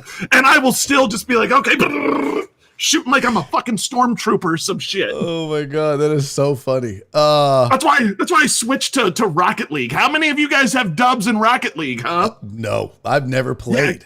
Never played once. Fucking frustrating. Like, I am not a fan of racing. I'm really not terribly a huge fan of soccer, although I'm kind of getting into it a little more because of my chat. But like, I don't like racing games. I don't like soccer games. But Rocket League is literally racing cars playing soccer, and I'm just like all fucking in tuned with it. Every Friday night I'm playing and I'm getting mad. I'm yelling at my teammates. Like, it's stupid. I'm a dumb person. Dude, that's the one thing I got to work on is my anger issues when playing video games. I get super mad. I'm like, I gotta be better at this. Like, and it's the worst too, because it brings out like just like Barry, I can't believe I did. Like, I was playing. The reason why I also haven't played Warzone in a while is I was sitting there playing the other one day, and I was just getting super frustrated. I was in a super sweaty lobby and everything, and I just kept getting killed over and over and over again. And then I used a slur that I have not used, like, just for whatever. Yeah, and again, I wasn't on stream. Oh, I thank was just God you weren't streaming. Oh, yeah, no, because I haven't been canceled yet. Like, thank God. Right. And I can also admit when I'm a piece of shit. And like, I was playing, and this person killed me because I was doing the stupid same thing over and over again. Like, I was just like, I'm going to get this guy, so I'm going to take the same trajectory every single time, and I'm not going to switch it up. Shoots me in the air, falls to my death. Here I come, fucker. Shoots me in the air. Right. Yeah. No, I get it. I get it. And he did it, and I ended up using a really bad slur for a gay person, and I just stopped and I exited the game, and I went, I don't need to play this anymore because I can't do that. Like, I'm not a 13-year-old who has the excuse of I don't know any better because I'm just a shitty 13-year-old with terrible parents. Yeah, like, I should know better, and I don't want my daughter hearing that. And I was just like, I cannot do it. And like, that's not me. That's not who I am. And I was like, thank God I wasn't on stream and said that. Is there I wonder if there's like a counseling program that guys like you and me can get into where, you know, you learn how to deal with the aggression and the anger of losing in a way that makes and keeps the games fun. Because last night I had a blast. I mean, I was quick scoping and sniping, and I was on point with my Car 98. Like, last night was a lot of fun. Yeah. And then I decided to stay up and try to XP up a gun for an hour by myself playing Plunder and losing my mind in anger. I was like, what is wrong with me? Like, I'm literally sitting here in my underwear because it gets hot in this room. I am butt naked playing Warzone by myself, screaming at my screen. What? I'm 46 years old. I shouldn't be doing this. It's just and that was my thing too. I was like, if a game is making me this upset, I don't need to play it. Yeah. Well, there's no excuse for that. There just is no excuse. We're gonna get you a dub next Thursday. Put it on your calendar. So I don't know if you wanted to stream it, but I don't have the Discord thing, so you can just run with us if you wanted to stream it. I don't know how we would do the mic. But Thursday the 13th. Just run with us. We'll get you a dub. The 11th or the 13th? Oh, the 13th. The 13th. You're right. Yeah, because you're streaming on the 11th, so we'll do it on the 13th. Okay. Hell yeah, absolutely. What do you know? Today is May 5th. It is Cinco de Mayo. What do you know about Cinco? I'm putting you on the spot right now. By the way, I just want to point out, I noticed this at the break. This was not an intentional. I just realized, I was like, why would you wear this shirt on this day, idiot? I didn't mean to wear this shirt. So that's way to culturally appropriate, Barry. I fucked it up. I was like, really? Dude, it's Cinco de Mayo. What do you know about Cinco de Mayo? I have in front of me fact versus fiction. Are you well versed in Cinco de Mayo? Well, what I know about Cinco de Mayo is that a lot of people who are for border walls are celebrating today, which is fucking weird to me. Like, I don't understand how you can sit there and that's neither here nor there, but it's like, really? Like, today's the day all of a sudden you like brown people, huh? 363 days a year, you're just like, no, I don't want them here. But then all of a sudden, there's a half price on fajitas, and it's like, yeah, Cinco de Mayo. Woo! There goes what did he say? There goes my African American friend over there. Yeah. They're saying that's what they're just like. There goes my Mexican friend over there, right? Oh God, so good. That's pretty much the extent I think of what I know about. What I know about Cinco de Mayo is that I know nothing about Cinco de Mayo. Well, it's just an excuse for me to switch from. It's just an excuse for me to switch from Shiner to Corona. I'm not taking my shirt off, Truck and Taco. No, nobody needs that. I don't even have the Will Smith Dad Bod, so it's definitely not going to happen. What I do know is this: I'm married to a woman of Mexican heritage. She was born here; she's an American citizen, but her family came up from Mexico, and right. She was looking at an article that said reasons or ways to not be racist on Cinco de Mayo, and the first one that they listed was don't call it Cinco de Drinko. So yeah. Just attention, white people, don't say Cinco de Drinko. Now I will say this: there was an article that put out by ABC 13 where they said a lot of people, and I was included in that for a very long time before I met my wife. I was included in that. But a lot of people said that Cinco de Mayo is celebrating Mexican independence. Is that true or false?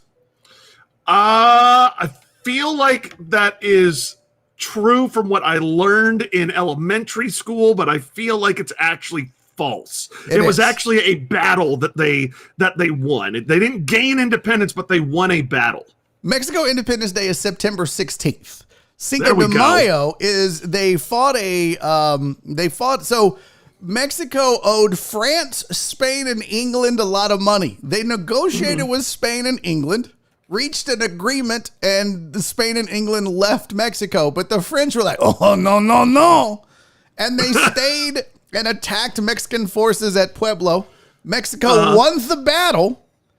The country was still conquered by the French a year later. But as a rallying cry for the Mexican people, that battle that they won against the French on May 5th was a day of relish, and that's more of a. I really feel like if we went back in time, like I always love playing the time traveler game and everything. Yeah. I feel like if we went back in time and told them that, like, guys, you all are about to embark on a major battle that is going to turn the course of history, and once you win this battle, uneducated white people are going to put discounts on fajitas and tequila. And we're going to celebrate it and claim you got independent. We're going to fuck it all up. We're not going to even teach the right history about it. But this is what's going to happen when you win this war. And I feel like they'd look and be like, fuck it, we're good, right? We can just go home. We're good. Like, I like French fries. You guys okay with this? Are we good? I love a good croissant. Hold on. Sorry. In the year 2006, they're going to be freedom fries. They're no longer going to be French. So that's correct. For a year. At which point I feel the French would sit there and be like, the fuck? We are free too. Right. Let's just call, you know what? Let's all just call the whole thing off and invade those assholes. It said over time that the date became a showcase of Mexican ethnic identity rather than a celebration of the battle against the invading French forces. And that, I should have done this as a true or false, but the holiday is actually more popular in the United States than it is in Mexico. Did you know that? Doesn't surprise me. We're a fucking country that for years got excited on Veterans Day and Memorial Day about discounted mattresses and sales on cars instead of actually, remembering what those days are for. So it doesn't surprise me that a gimmick. I don't want to say it's a gimmick holiday because that would be very rude and insensitive, but it is to us. Absolutely. I mean, right? Like it absolutely is from what you're saying. It's an absolute gimmick holiday for us. It's just like Valentine's Day, except I feel a lot more people fall in love because of the tequila on Cinco de Mayo than they would on Valentine's Day. No doubt. Steak and chocolate, not as potent as Hornitos. By far. All right, I wanted to. I'm a big steak fan, but if you came to me and you were like, "Dude, do you want tacos and tequila or do you want chocolate and steak?" and I'm gonna be like, Can I have the tequila? Just Yeah, I don't even need just the tequila. I'm good. Right, just leave everything else out. I got to get your thoughts on this whole Aaron Rodgers debacle. What are your thoughts on what's happening? Where do you think he's going to go? What do you think? He's 38 years old. I'm curious what people think he's worth, because like he ain't going to get like Deshaun pre-massage specialist. Deshaun was going to get you 3 or 4 first-round picks. Yeah. Plain and simple. 38-year-old quarterback ain't going to get you that. The only way you give up a first-round pick for Aaron Rodgers is if you believe you can win a Super Bowl in the next year or two, or you're just a stupid organization like the Broncos or the Raiders. Yeah. Because I've seen the Raiders name getting thrown out there, and it's like, again, why do you want to bring in a 38-year-old guy? Well, granted, he's still really good. He's still really good, but he's not going to be the guy that you're going to be drafting for 3-4 years down the line. He's just not. Do you look at what Tom Brady's doing and think, okay, maybe we won't hold age as the number one thing? Because it's a great point about being 38, but you look what I saw a stat, dude. This blew my mind. Since the age of 35, Tom Brady has more playoff wins than any quarterback in history.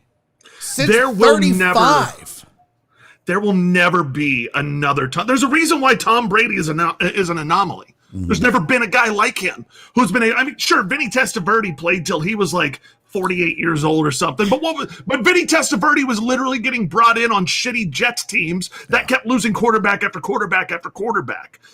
Tom Brady has been able to win past the age of 35, and decidedly so. There's not a lot of Tom Brady's out there. Aaron Rodgers is a freak and is really good, but he doesn't have the same accolades as a Tom Brady does. Now, granted, you could also say some things like Tom Brady was in some good systems there for a while. Tom Brady didn't need to be overly spectacular, where Aaron Rodgers kind of has. But again, the rumor, there's not going to be another Tom Brady in your and I's lifetime, Barry. I totally agree with that. The crazy thing is you mentioned, Super Bowl contenders, and do you think you can win one this year? What am I missing? Because people are like, oh yeah, the Broncos are so close. If they had Aaron Rodgers, they're Super Bowl contenders. I was looking it up because I know I didn't remember how bad they were. They were 5-11 last year. Well, they were also missing Von Miller last year because he was injured. That's worth a game and a half? A good defense. They still have a good defense, and Drew Lock is too inconsistent. Drew Lock, I don't know if he's going to be the guy, but they've got look at their offense. They've got Cortland Sutton, who's a really good wide receiver. Mm-hmm. They have Jerry Jeudy, who they used a first-round pick on him last year because Jerry Jeudy has some drop issues, but other than that, he's got great size. He runs really good routes. They also have Noah Fant at tight end, who I keep saying I think Noah Fant's going to be great when he gets to his second team because they are just pissing that dude away. But if you bring in an Aaron Rodgers and you give him Cortland Sutton and you give him Jerry Jeudy and you give him Noah Fant with a defense that is actually a pretty damn good D, I would say top 10. Super they Bowl? Got a shot. Super Bowl? Yes, no. I would say that. No. Look, having a competent quarterback, especially Aaron Rodgers, who knows how to play in the cold, who knows how to get the best out of his receivers. Mm-hmm. Again, this is a guy who played for an organization who has never spent a first-round pick on a skill position. Aaron Rodgers has been turning dust into diamonds. So here's the thing. And I know you're saying that Von Miller obviously is a difference maker, but this is still a defense that gave up 446 points last year. Von Miller's not making that difference up. Vaughn also wasn't their only injury that they had all year long. And plus, I think Vic Fangio's kind of stupid. That's part of the problem I think I have with Denver is I don't know that I love their coaching staff, to be honest with you. Yeah, like I said, I think if you look at if we're looking at the pieces they have in place, sure, I think they could be a Super Bowl contender. But then once you kind of get into the intricacies of who's calling the shots, who's running the team and everything, that's where it differs. The Raiders sure as shit ain't winning their defense is garbage. Yeah. like just straight up dookie, like dirty diapers is what I would say. Okay. Are you the dude sending all these fucking diaper guys to my goddamn chat? No, but I swear to God, I almost went and got one of my daughter's dirty diapers to bring on the show. Have you seen, are you responsible for this? No, but I'm just trying to encourage it because Kyle. Don't you lie to me. First of all, are they doing it right now? Is that what's going on? Was it earlier? What did I miss? I saw somebody was doing it earlier, and then I heard you go on a little bit of a rant, and I was like, well, now I know what to like needle him with. No, these fucking, I don't know who's doing it, but somebody has unleashed the trolls on this show. And I fucking love getting trolls on my show. Oh, I love it. Listen, but I'm trying to have a serious goddamn show. I don't need these fucking morons with no life be like, hey, do you like to smell poopy diapers? Are you a fucking 8-year-old? So like this is the dude that'll fart in his own hand, cup it, and be like, yeah. That's all good right there. Like, you fucking weirdo. Everybody loves their own brand. Oh man, I am killing it today. Like, why? I'm a grown ass man. I don't need this shit in my chat. But some show, everyone's like, oh, it was Josh Ennis, because we somehow we've never really talked, but people are like have this feud between us, which he don't like me and I don't like him, but I don't ever think about the dude until somebody else brings it up. But yeah, see, I do it like this. I've never really had an encounter with that guy. I used to listen to the JNR. I thought that was one of my favorite shows back when he and Rich were doing a show. I thought it was hilarious. We've got into it a couple times. I'm absolutely sure. That's his MO, right? That's how he gets run. Anyways, 100%. So a lot of people think it's either his show. I have a suspicion that it might have been Joel and Nick, or maybe you or Josh. Or somebody, but no, these Josh. Fucking first morons. It couldn't be Josh. It couldn't be Josh because Josh. While it is his childish MO, and I'm sure he's watching as he's in Dallas. So hi, Josh. While it is his childish MO, Josh does not have the coordinated effort to do that. Like, he doesn't have the time or the energy to coordinate like a massive troll job. It could be Josh. I mean, again, it could be Josh Ennis. I don't know. Couldn't be Josh Beard. Definitely can't be me because I feel like it's you. I have a different diaper reference, and I was like, this motherfucker. What? Son of Barry, a bitch. I would never come and sully your good show any more than I already do when I'm on it. I see the way I handle trolls though is I just let them go because trolls at the end of the day want your attention. Trolls at the end of the day want that they want to be noticed. Yeah. I literally like 2 weeks ago or something, I was on Twitter just dealing with fucking trolls. But I was being nice. I was being, because again, if you don't feed the troll, like I had one guy being a shithead and I just retweeted him and I was like, I really like your haircut in this photo. You're just like, hey, you seem like a pretty nice guy. The problem is that I try to be very interactive with the chat, including as we 100%. All do, right? Like that's 100%. Part of what we do. This isn't radio where, hey, it's a one-way conversation. I might read a tweet or a text on occasion. Like I like to incorporate the chat into this show. So weeding through a bunch, I don't mind if you want to get in there and say dumb shit or whatever. But I'm trying to get through this garbage ass dumb shit to get to the quality stuff that I want to add. So it's annoying.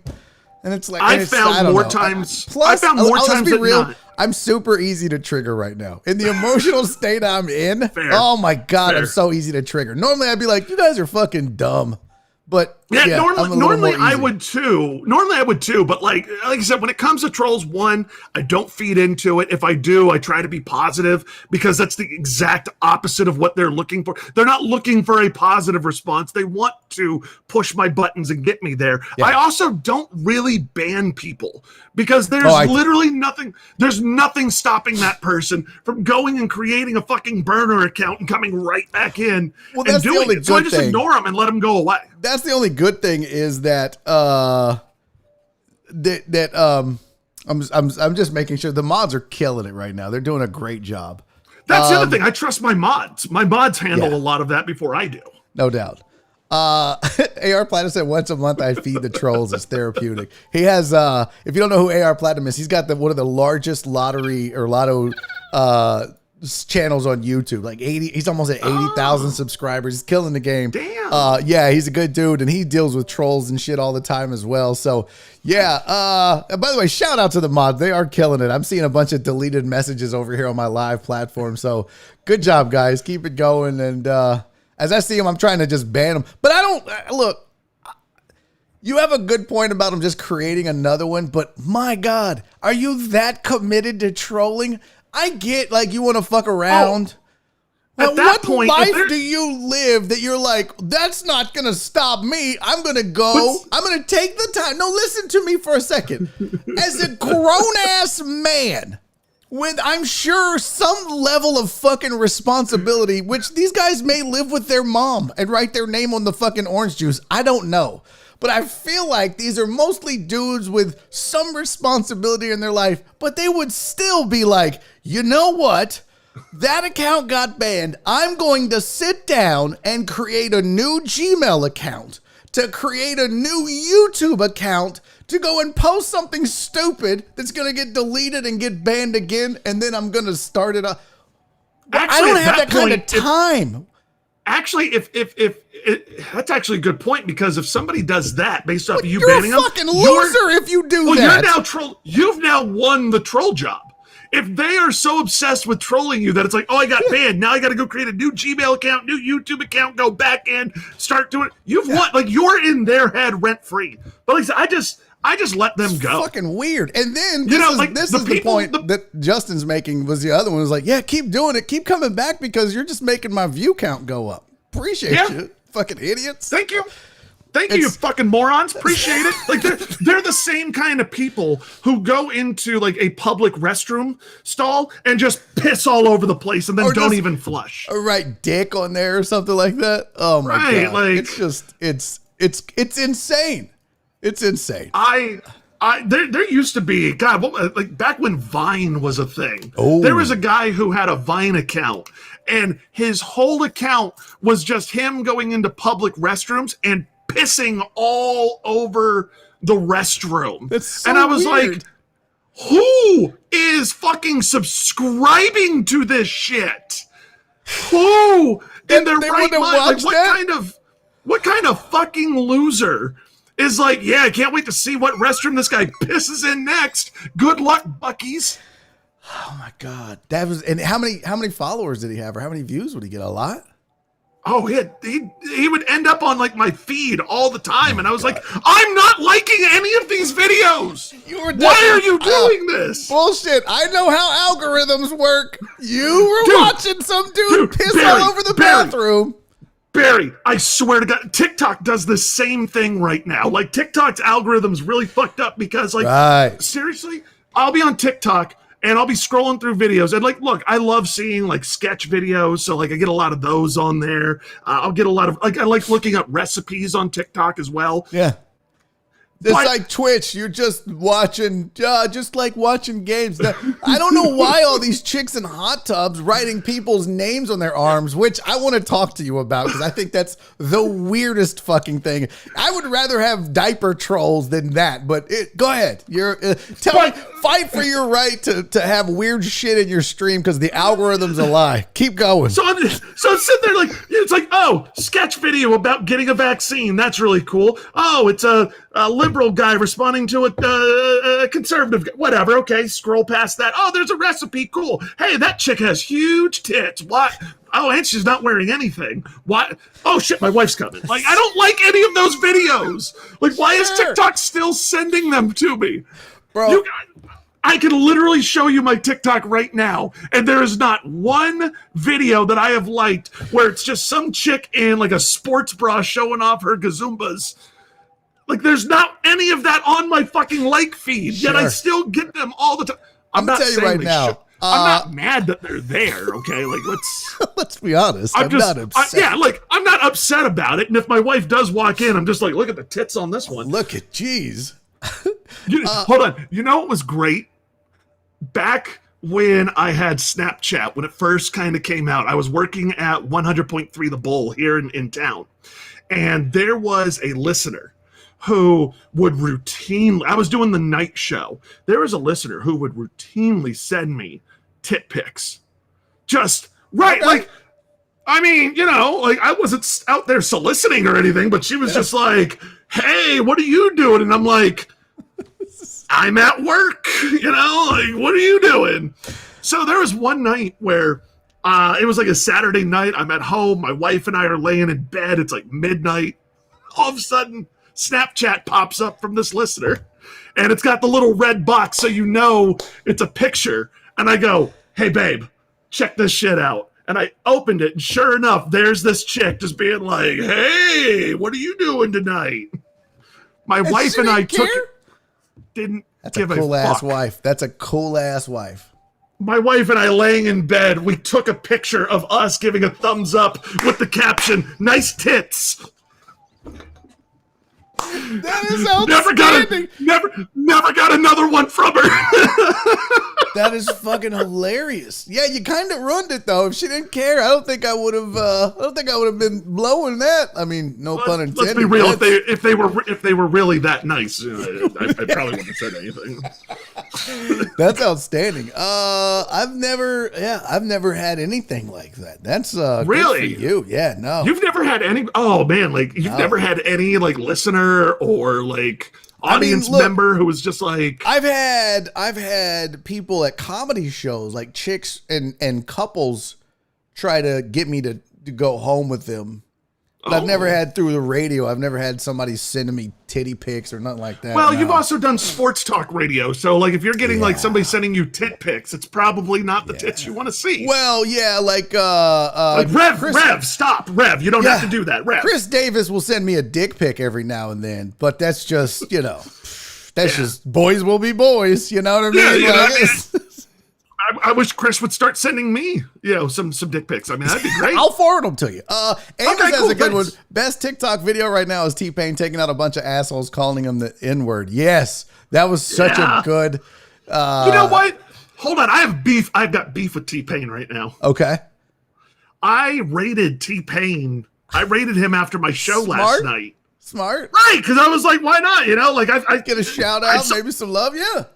He didn't shout me out. He didn't even acknowledge it. He was acknowledging like everybody dropping subs and stuff. And I was like, I just brought you a raid of 33. Yeah. And you're not going to be like, you're not even going to do the robot voice for me. You're not going to hit me with a shouty. Come on now. Yeah. Hey, look, John said everybody has beef with T-Pain. I wonder why though. Is he like that? Well, they also have beef with T-Pain. Because he apparently doesn't check his fucking DMs. Why? What does that mean? What I miss? T-Pain went into his Instagram DMs and didn't realize that like there's two folders. There's like your regular one, and then there's like the private folder where like if I'm not following somebody. Yes. Yeah.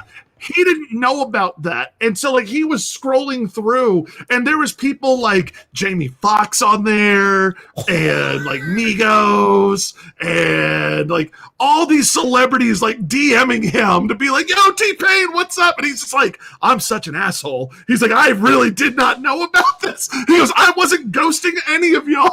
I just didn't fucking know. He's like, I'm T-Pain, bitches. I'm like, that's hilarious. All right, so let's talk about this. You and I are at a point where doing what we do full time, growth is important, right? Absolutely. The new trend that I'm seeing on Twitch is the hot chicks in the tubs is a thing. That's been a thing. It's whatever. They do the just chatting in a bikini, sitting in a hot tub. Listen, if I had a good pair of tits, which I have a pair of tits, they're just not good.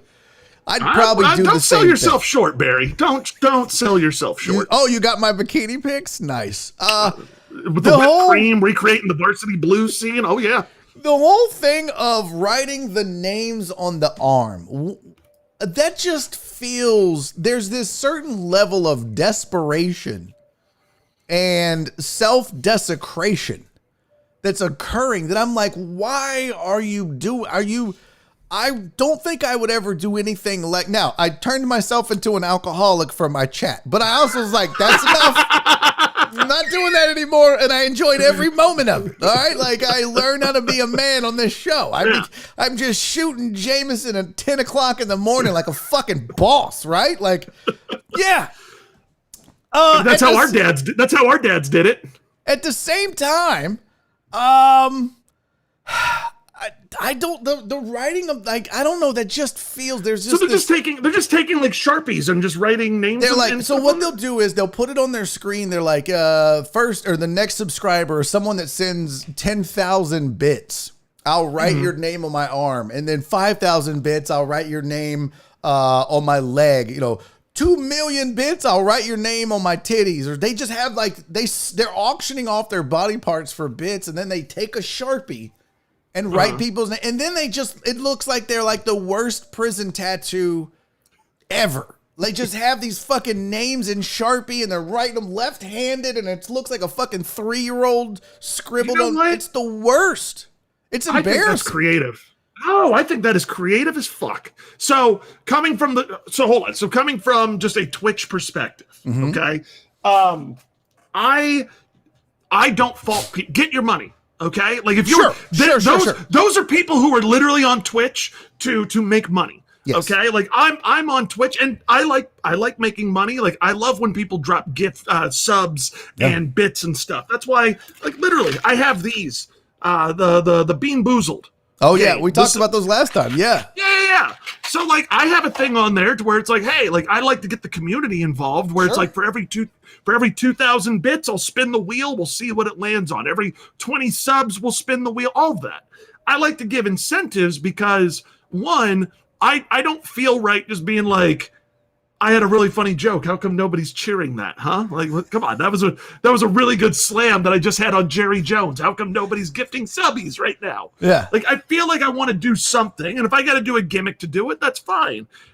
If you're there but I'm also on Twitch to build a community, to talk with my friends, to hang out with the chat. There's a reason I tell my chat every time, like, I don't have a co-host because you're my co-host. Yeah. That's how it should be. You treat your chat as part of the show. Absolutely. 100%. So I don't get upset when there is, a hot girl in a hot tub who's making money by writing subscribers' names on their arm. Go make your money. That's cool. I feel a lot of people because I've seen people on Twitch like get pissy and negative about it. And I'm just like, you're upset because your content is not better than a hot chick. That's a you problem, not a them. Yeah, but the way I look at it is, I'm not upset about it. I'm not like, that's not fair, because a good friend of mine, Kiki Maroon, she'll do the hot tub chat thing. I know Kiki. And I told her, I was like, girl, get your money. Trust me, if I was a female and that was a way to get 1 million subscribers and followers and fans and make my money, and I had a body to do it, I would absolutely do it. I would do 100%. That. But I think to me, it becomes this act of desperation where you're starting to just write names on your body, right? Like, here's how I live. I agree with that. Like, I don't have a gimmick on this show where I'm like, hey, if you guys will do, send me a super chat or join the Patreon. Now, the Patreon is like you get swag and discounts and stuff like that, and that's the reason the Discord. Third hour of the show on Fridays is only for Patreon members. So that's the kind of way that I'm trying to give back for people that are investing in the show, right? That's smart. That's totally smart. But I think like this one girl I saw on TikTok, she was like, if we get to 20 subs, I'll dance. And then she was a terrible dancer. It was just like, it was awful. And I'm like here's the thing. It's just simps and thirsty dudes and females who, for the most part, and this is going to sound awful, and that please don't judge me on this, chat and Kyle and anybody else that watches this later. But for the most part, these ladies aren't gaming. They're not doing anything other than sitting there with their cleavage and maybe dancing or stretching. That's not a talent. So when someone sends $5 to this show, I feel like the reason they're doing that is because I'm entertaining them. That's my talent, right? I'm making them laugh. I'm making them think. I'm keeping them busy for 2 hours. And so they're like, here's $2. Here's $5. Thank you for 2 hours of entertainment that I really enjoyed, right? But so I don't knock the hustle, because here's the thing about Kiki. Kiki, yeah, she's got a bikini on. Yeah, she's in a pool of water. And yeah, she's, but she's having stimulating conversations, no pun intended. Right. She's actually having intellectual conversations with her chat and making jokes because she's a comic. Yes. So that's the entertainment. But these other chicks, there's like literally no talent. And I'm like, now it's just sad to me. Again, I still go back to the whole, like, look, if that's what you want to do to make money, you make money. Like, I'm not, okay. I that's not me to judge, but I absolutely agree with that. Because I'm a judgy motherfucker. I'm a judge. I was scrolling through TikTok one night, and apparently it was like a house party with a bunch of 20-something-year-olds, and this chick is pretty drunk, but she's like literally like looking into the webcam being like, okay, disco balls and I'll make out with Kayla. Come on, disco balls, guys. Kayla. Hey, Kim, disco ball. We're making out, bitch. Okay. Like, I looked at that and I was like, you should have more respect for yourself. But that's my point about writing the names on the arm. That's a self-respect thing. See, I don't, again, with that, because like I've also seen like people on Twitch who will be like, hey, if you subscribe, I'll write your name on my back wall. It's a way of that.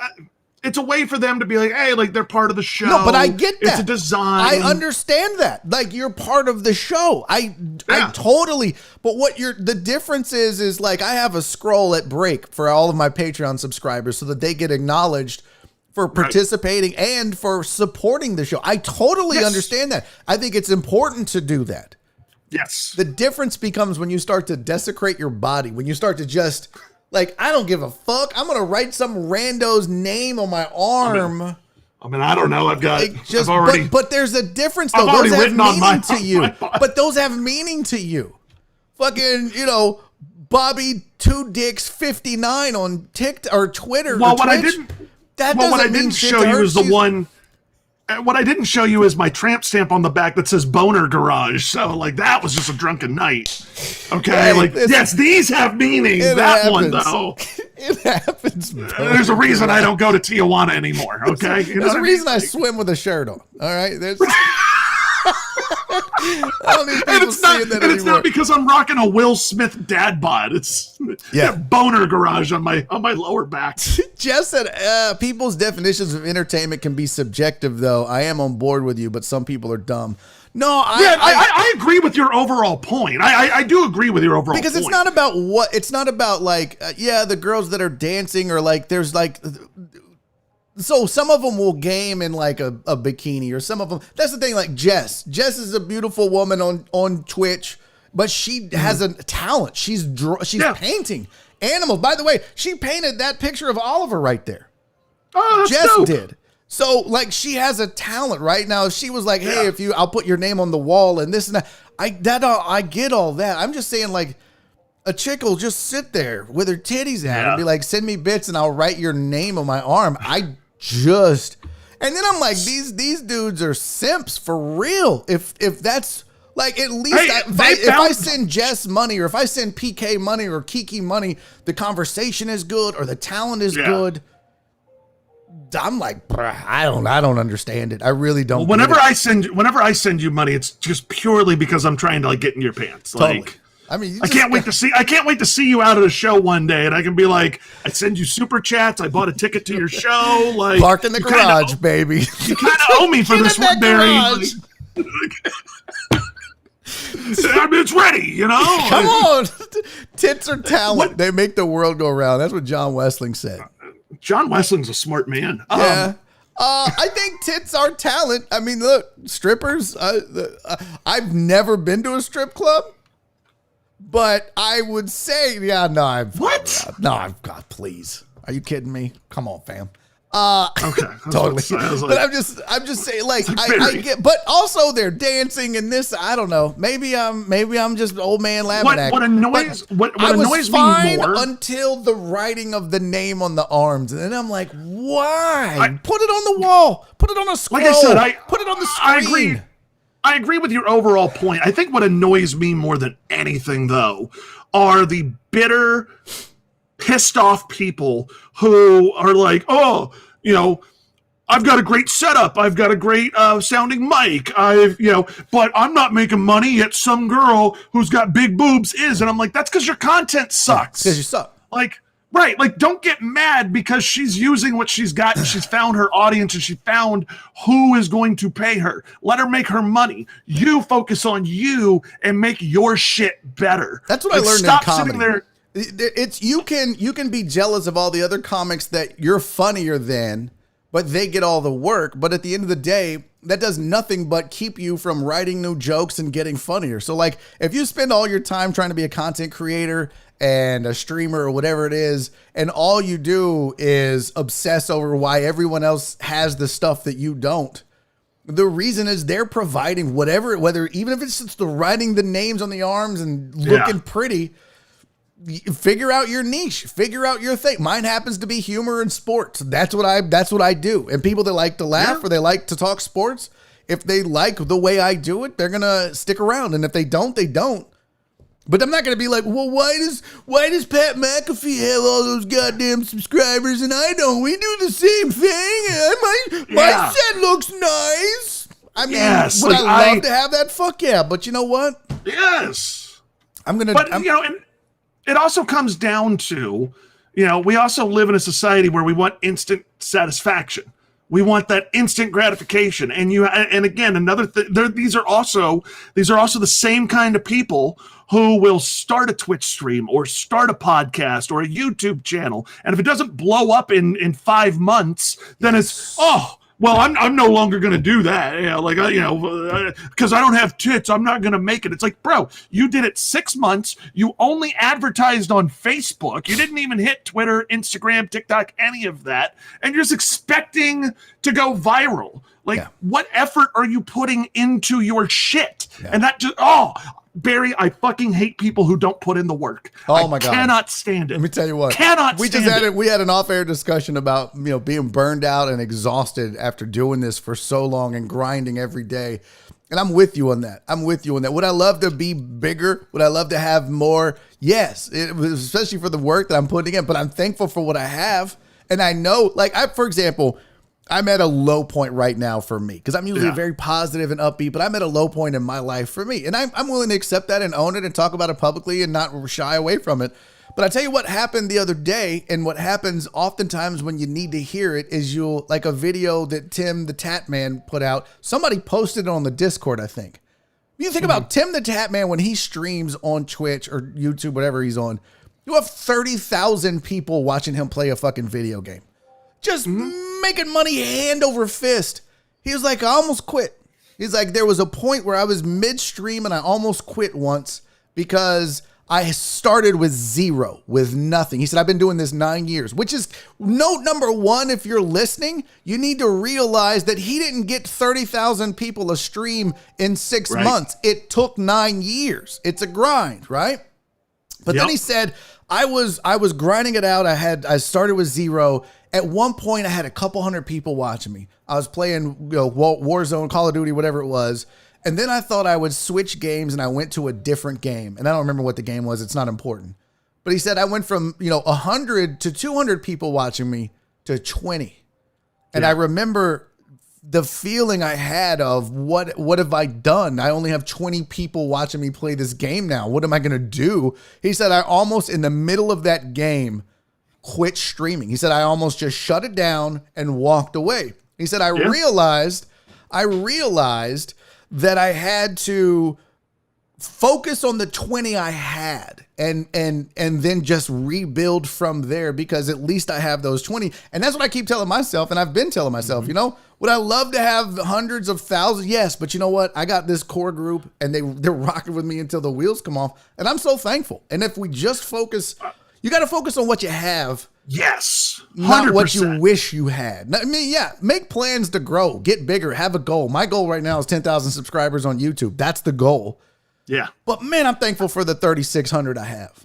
100%. Like I said, I love talking with my chat. If anybody has ever watched one of my shows, I am very interactive with my chat. I mean, hell, on Monday, I literally had a day from hell on Monday. And I just didn't have any prep. I was with my daughter all day. She was fussy. She was pissy. My wife had a migraine, which pretty much knocked her on her ass. You know, it was a day. I didn't have a lot of time to sit there and prep and formulate thoughts and do what I needed to do. So I went to my chat and I said, hey, you know what? What do you guys want to talk about? I will bounce off of it because I pride myself on being able to improv. I like to think that if you call me out and be like, hey, come on up and do something, I can do it. Yeah. So I went to my Discord. I said, hey, what do y'all want to talk about? And one of the people in there, being a smartass, sent me a video and said, Polish competitive slap fighting. We spent 2 hours watching guys just shit rock each other in the jaw. It was fucking great, isn't it? It was so good. But again, like I went to them and they helped me out with that. But there's so much that goes into it. Like I actually got into it with my dad the other day. On Twitch? No, behind the scenes. Like we're talking about, so I forgot to get back to him on something. And he was like, oh, well, you know, you were just too busy dicking around playing video games on the internet all day. And I went, let me tell you something. I was like, I wake up at 8 a.m. every morning with a 2-year-old, and I watch that little girl and I play with that little girl all fucking day long. I get her breakfast, I get her snack, I get her lunch, I put her down for a nap, I clean the fucking house. Nap time, I'm working on my stream. I'm working on that day's show. I then get her up, I make dinner for everybody, I clean that shit up, I do bath, and most of the time I do bedtime. Full time. Yesterday, literally got done putting her down at 8 a.m., had a show at 8 p.m., had a show at 8:30. I took a quick 15-minute shower. I came back, got all my shit ready, did an hour-and-a-half show. And then after that, I went through my video on demand and I'm pulling clips and I'm working on stuff for my stream to make it look better. I'm working on my setup. I pulled all of those panels on that wall down last night, prepping my other ones. So I didn't have to do it today. I was up till 3 a.m. working on my shit. And I was like, yeah. So sure, did I dick around with my friends on the internet for an hour and a half? Yes, I did. But fuck you very much. I did a lot of other stuff that went into it as well. That's the thing. I don't think. Yeah. Oh, absolutely. It's infuriating because I don't think people think that this is work. But I guarantee you, and this is no knock on your dad, but your dad couldn't do a week of what you and myself and others that do this job do. You know what 100%. I mean? Like, I love my dad to death. He just doesn't get it. Like, there's no way he's getting up at 8 a.m. and going to bed at 3 a.m. and then doing all of this type of work and then having to go live and pretend like you're happy and you're energetic on the days that, oh my God, I don't want to do this. I don't want to be here. I just want to go. Like most people can just take a day off and no one, you know, you just go curl up in bed and, you know, if you're in a bad mood and you go to work, nobody fucks with you, you don't fuck with nobody. Not that this is the life we chose, right? Like kind of. I mean, I kind of chose this, but like, you know, it's the same thing with stand up. You go on stage. If you're sick, if somebody died in the family, you're still got to go up there and do your job and make people laugh. It ain't easy. It's not. Like, you know, I mean, like they're like last night, man, God, I remember I slammed an energy drink. You know, before, like if you were to look at my trash can, and this is part of the reason why I've felt like shit for the last month, is if you look at my trash can, it's literally all, and yes, it's energy drinks. Well, it's energy drinks, mine is caffeine. Sodas. Mine is all caffeine drinks. This is today. I emptied the trash this morning. Like literally, 100%. I just pulled 4 Diet Coke cans. Here's the 5th. And I'm working on number 6. How much caffeine do you go through a day? I'm telling you. I'm dead serious. How much do you go through? Look, let me. That's. Oh my God, that's today. That's today. Holy shit! Today. That's today. Oh, and this one wasn't in the mix. Now we got them all. There you go. Oh my God. That's today's intake. to keep. I like me that going. little chair in the corner. Is that like the timeout chair in the corner? That's just the chair that the wife. The wife was like, "We don't have any place to put these. Do you want them?" And I was like, "She wants me to put these." Is that the in-studio green room? Like if you have somebody over the house, like shut up and stay right there. John, sit there and shut up. All right, it's not time for the Devil's Three-Way. It's like the Rich Eisen show, right? Where you're like, "Oh yeah, that's where my guests that joined me in the BiffNet studios sit. Right over there. I have another one of them back there that I'm just hiding. Oh man, with me. I'm gonna get them out of here. Because the reason I ask, man, is like I said, I wake up in the morning. I drink 2 cups of coffee in the morning just to kind of like get myself ready. That doesn't count my coffee. Yeah, definitely two 16-ounce cups of coffee in the morning. 100. I mean, what do you think? You think I was drinking in this thing? Yeah, like I was drinking that. Because again, I should be trying to nap while my daughter's napping, but I was like, no, I want to hang out with Barry and the Deckheads. I love this show. But yeah, I do 2 cups of coffee in the morning. I probably have a cup during her nap to stay awake, and then I slam an energy drink at night to go do my show. Yeah. You know, like and I stream 5 days a week right now. Granted, that shit's gonna change in like 2 weeks. Oh, really? Yeah, my daughter's going to start going to school. I'm fucking nervous. Are you? Man, don't be nervous. Really don't be nervous. Somebody said backroom casting couch with Barry. So that's where the chick is going to be writing people's names on her arms. That's the evolution of this show. I'm like, man, we just ain't getting enough super chats. What I need a hot chick to sit in that fucking chair with her tits out. And like every time you guys send $5, Cindy's gonna write your name on her fucking thigh. That's all you can see right here. You're not gonna see Cindy, just her fucking thigh meat right there. And all right, let's go on over. Let's go on over to the Adam and Eve chair. Joining us from the Adam and Eve studios. Just fucking zooming in right there. Oh god, that'll be fucking hilarious. All right, Cindy, you got it right. You've got to write in. You have to write in Noob Masters 69 on your arm. Oh my god! You know, and what I don't want people to do is listen to this and think we're complaining about doing the work. Well, trust me, I wouldn't be doing this if this isn't what I wanted. I wouldn't work 12 to 15 hours a day, every fucking day, including the weekends. I mean, I'm going to get done with this show, which is supposed to be now. It's 4 o'clock. 4:30, I'm meeting with a lawyer who's working on paperwork to do another show that'll be done twice a week at night. On top of the Twitch streams I'll be doing after that. Yes. Like the grind don't stop. The whole point we've just made over this last 20 minutes is if you're a streamer, if you're a podcaster, if you're doing anything outside of a normal 9 to 5 and you quit after 5 or 6 months because you think it's too hard, you didn't really want it. And that's why we're saying what we're saying. Don't come to me because you started a podcast, you got 10 followers or 10 downloads, and you're like, no one likes me, but they put in the fucking work. That's what we're doing. Yeah. We haven't hit our goal yet, but that's what we're doing. Justice Swimford, thank you for the super chat, by the way, buddy. You know what else I'm thinking? I'm actually thinking about getting back out and doing open mic nights again. Last time I was on your show, I brought it up that I did it. And I remember telling my wife, afterwards, I miss doing it. I was like, I had so much fun. Like, granted, I was only up there for 90 seconds, but I had so much fun. Because I went to Secret Room. Is where I was. Yeah, Secret Group. That's where I was doing open mic night at. And I was just like, fuck, I haven't been out there in forever. And I see you, and I see Trey Tutson, and all those guys, putting out. And I'm just like, fuck, I want to get up and just be funny again. Well, then again, that'd be the first time. That would be the first time. But I want to I really want to get back out there and start trying it because I had a blast, dude. It's like anything else. It's like this. It's like anything. Just go up. That's the one good and bad thing about stand-up comedy is anybody can do it. Anybody can go to an open mic night, get their name on a list, and go up and tell their jokes. Now, will anybody stick with it? Is anybody going to be good? Those are all different things. But 2 things: anybody can go live on Twitch. Anybody can go on stage and do stand-up.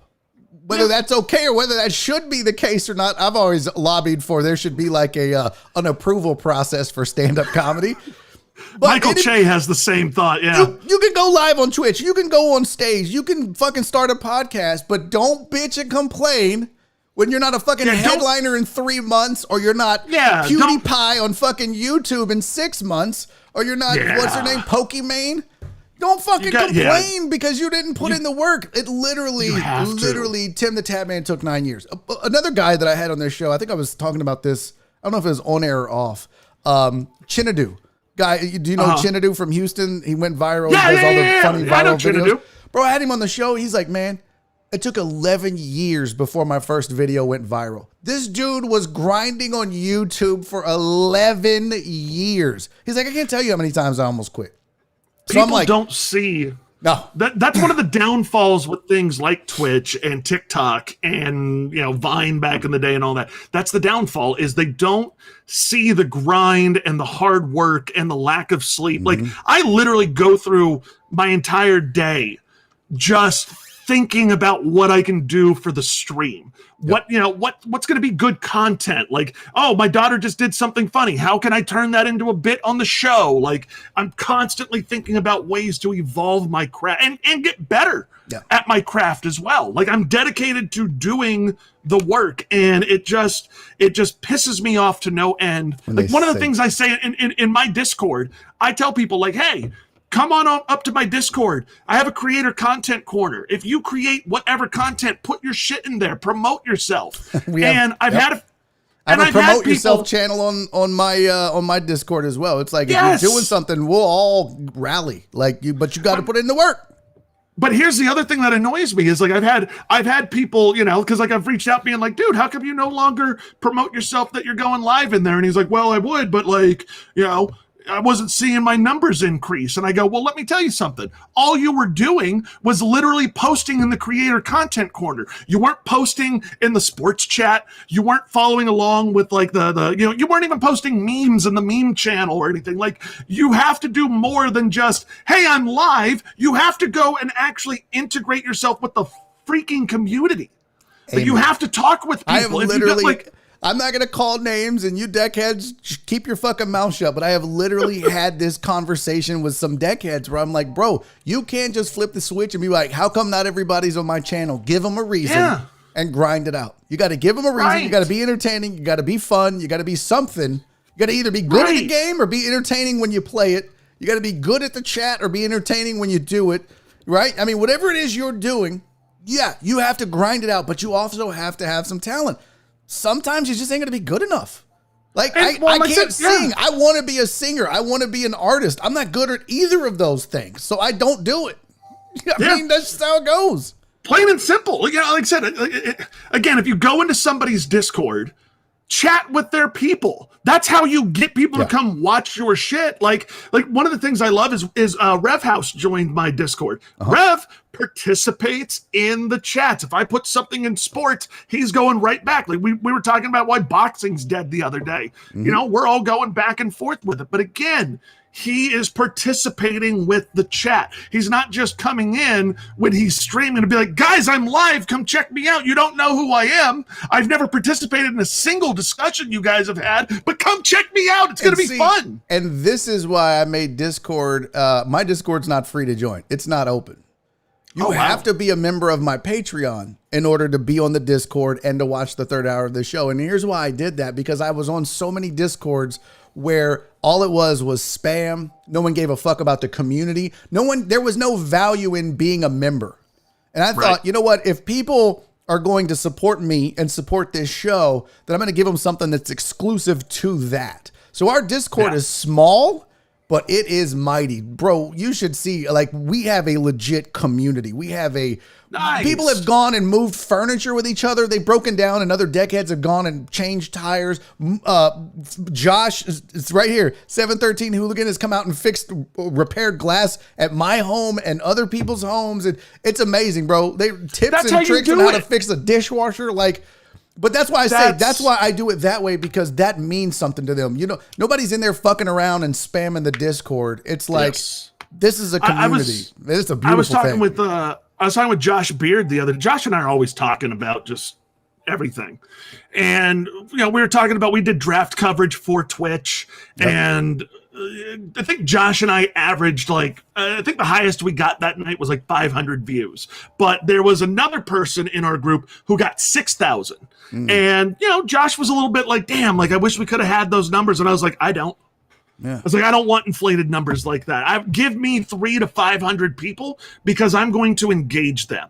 I am all about building the foundation That's how you make it in this world. Like you have to build a foundation. Having 6,000 views is great, but if that person but that person who had 6,000, they got 3 follows out of 6,000 people. They got 3 follows, no subscribers, nobody joining their Discord. The same night where I had 300 to 500 people, I had 8 people join my Discord. I had 33 follows that night. I ended up getting like 40 subs as well. But again, I engaged my audience, and I told Josh, I was like, having 6,000 views and not doing anything with that, that's like the equivalent of having this really badass looking house. The outside looks nice. The lawn got mowed by Barry. The siding is brand new. There's a new paint job. But then you go inside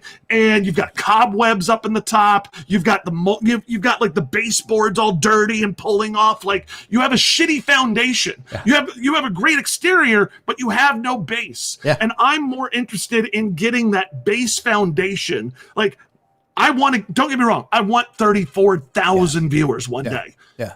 But I can't get to 34,000 until I have a consistent 34. That's it. You have to set goals, and you have to have a meaningful. Like I tell creators this all the time. And we've talked about it on the show a million times.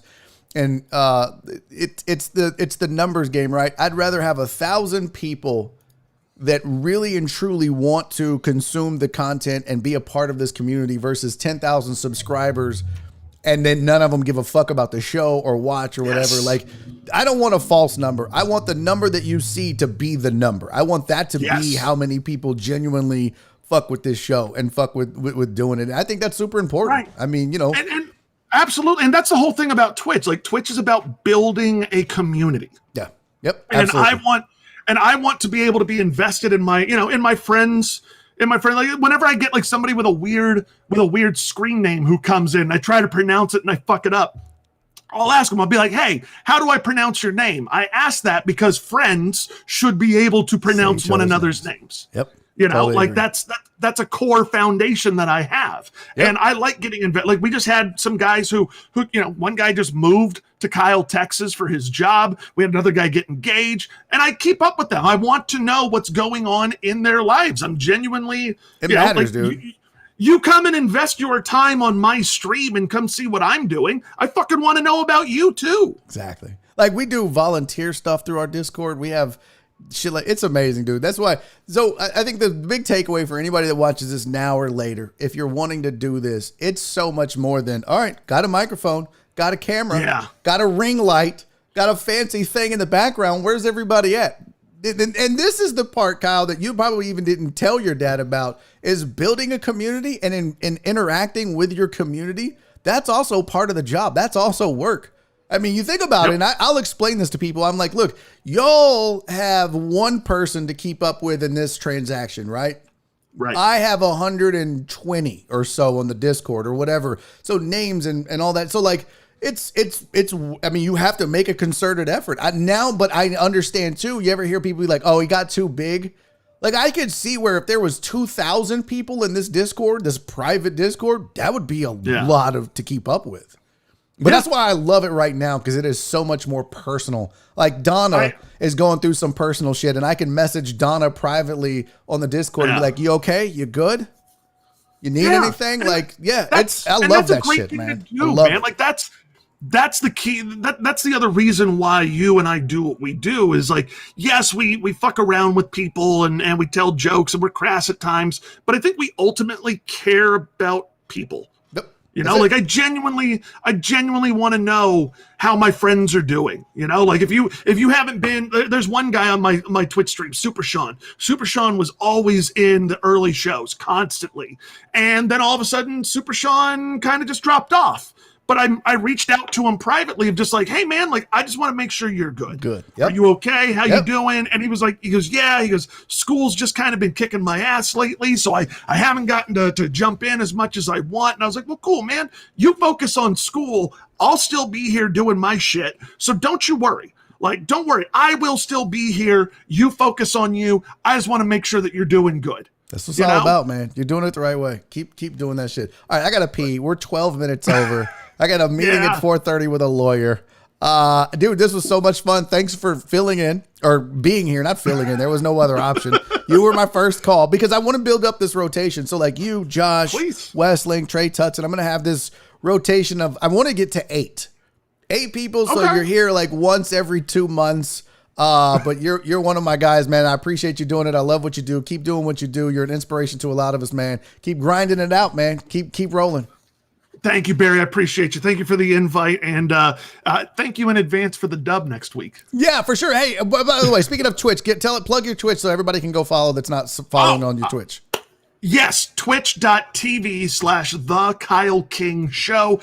Currently, right now, I stream Monday, Tuesday, Thursday, Friday, and Sunday. So especially this Friday, come check out Friday night show, 7 p.m. We do a show called The House Party where it is literally nothing but drinking and jokes. And we play, we spin the wheel of awful, and I play unsigned artist music. I feature them. So if by the way, if you are an unsigned artist or a band, send me an email with your shit, Kyle King Show on air. I would love to play your music on Friday nights. Dopeness, man. Twitch.tv/The Kyle King Show. Kyle, I appreciate you, buddy. Until next time. Thank you, Barry. You have a great one, man. Thank you. You too, buddy. All right, that is the end of another episode of Barry on Deck, man. Thank you guys for being here. A little bonus coverage, a little 15 over.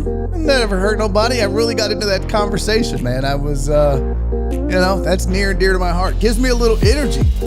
Makes me feel a little better about the grind, which has been wearing on me a little bit. Hey, if you were here, I appreciate you. If you thumbed up this, thank you. If you didn't, please do. If you haven't subscribed to the channel, it's free. This isn't like Twitch where you got to pay to subscribe. You just click that subscribe button. And then you can come hang out with me and the rest of the deckheads every day of the week, 2 to 4 p.m. Until tomorrow, do me 3 favors. Be safe. Be kind. And most important, love each other. See y'all tomorrow.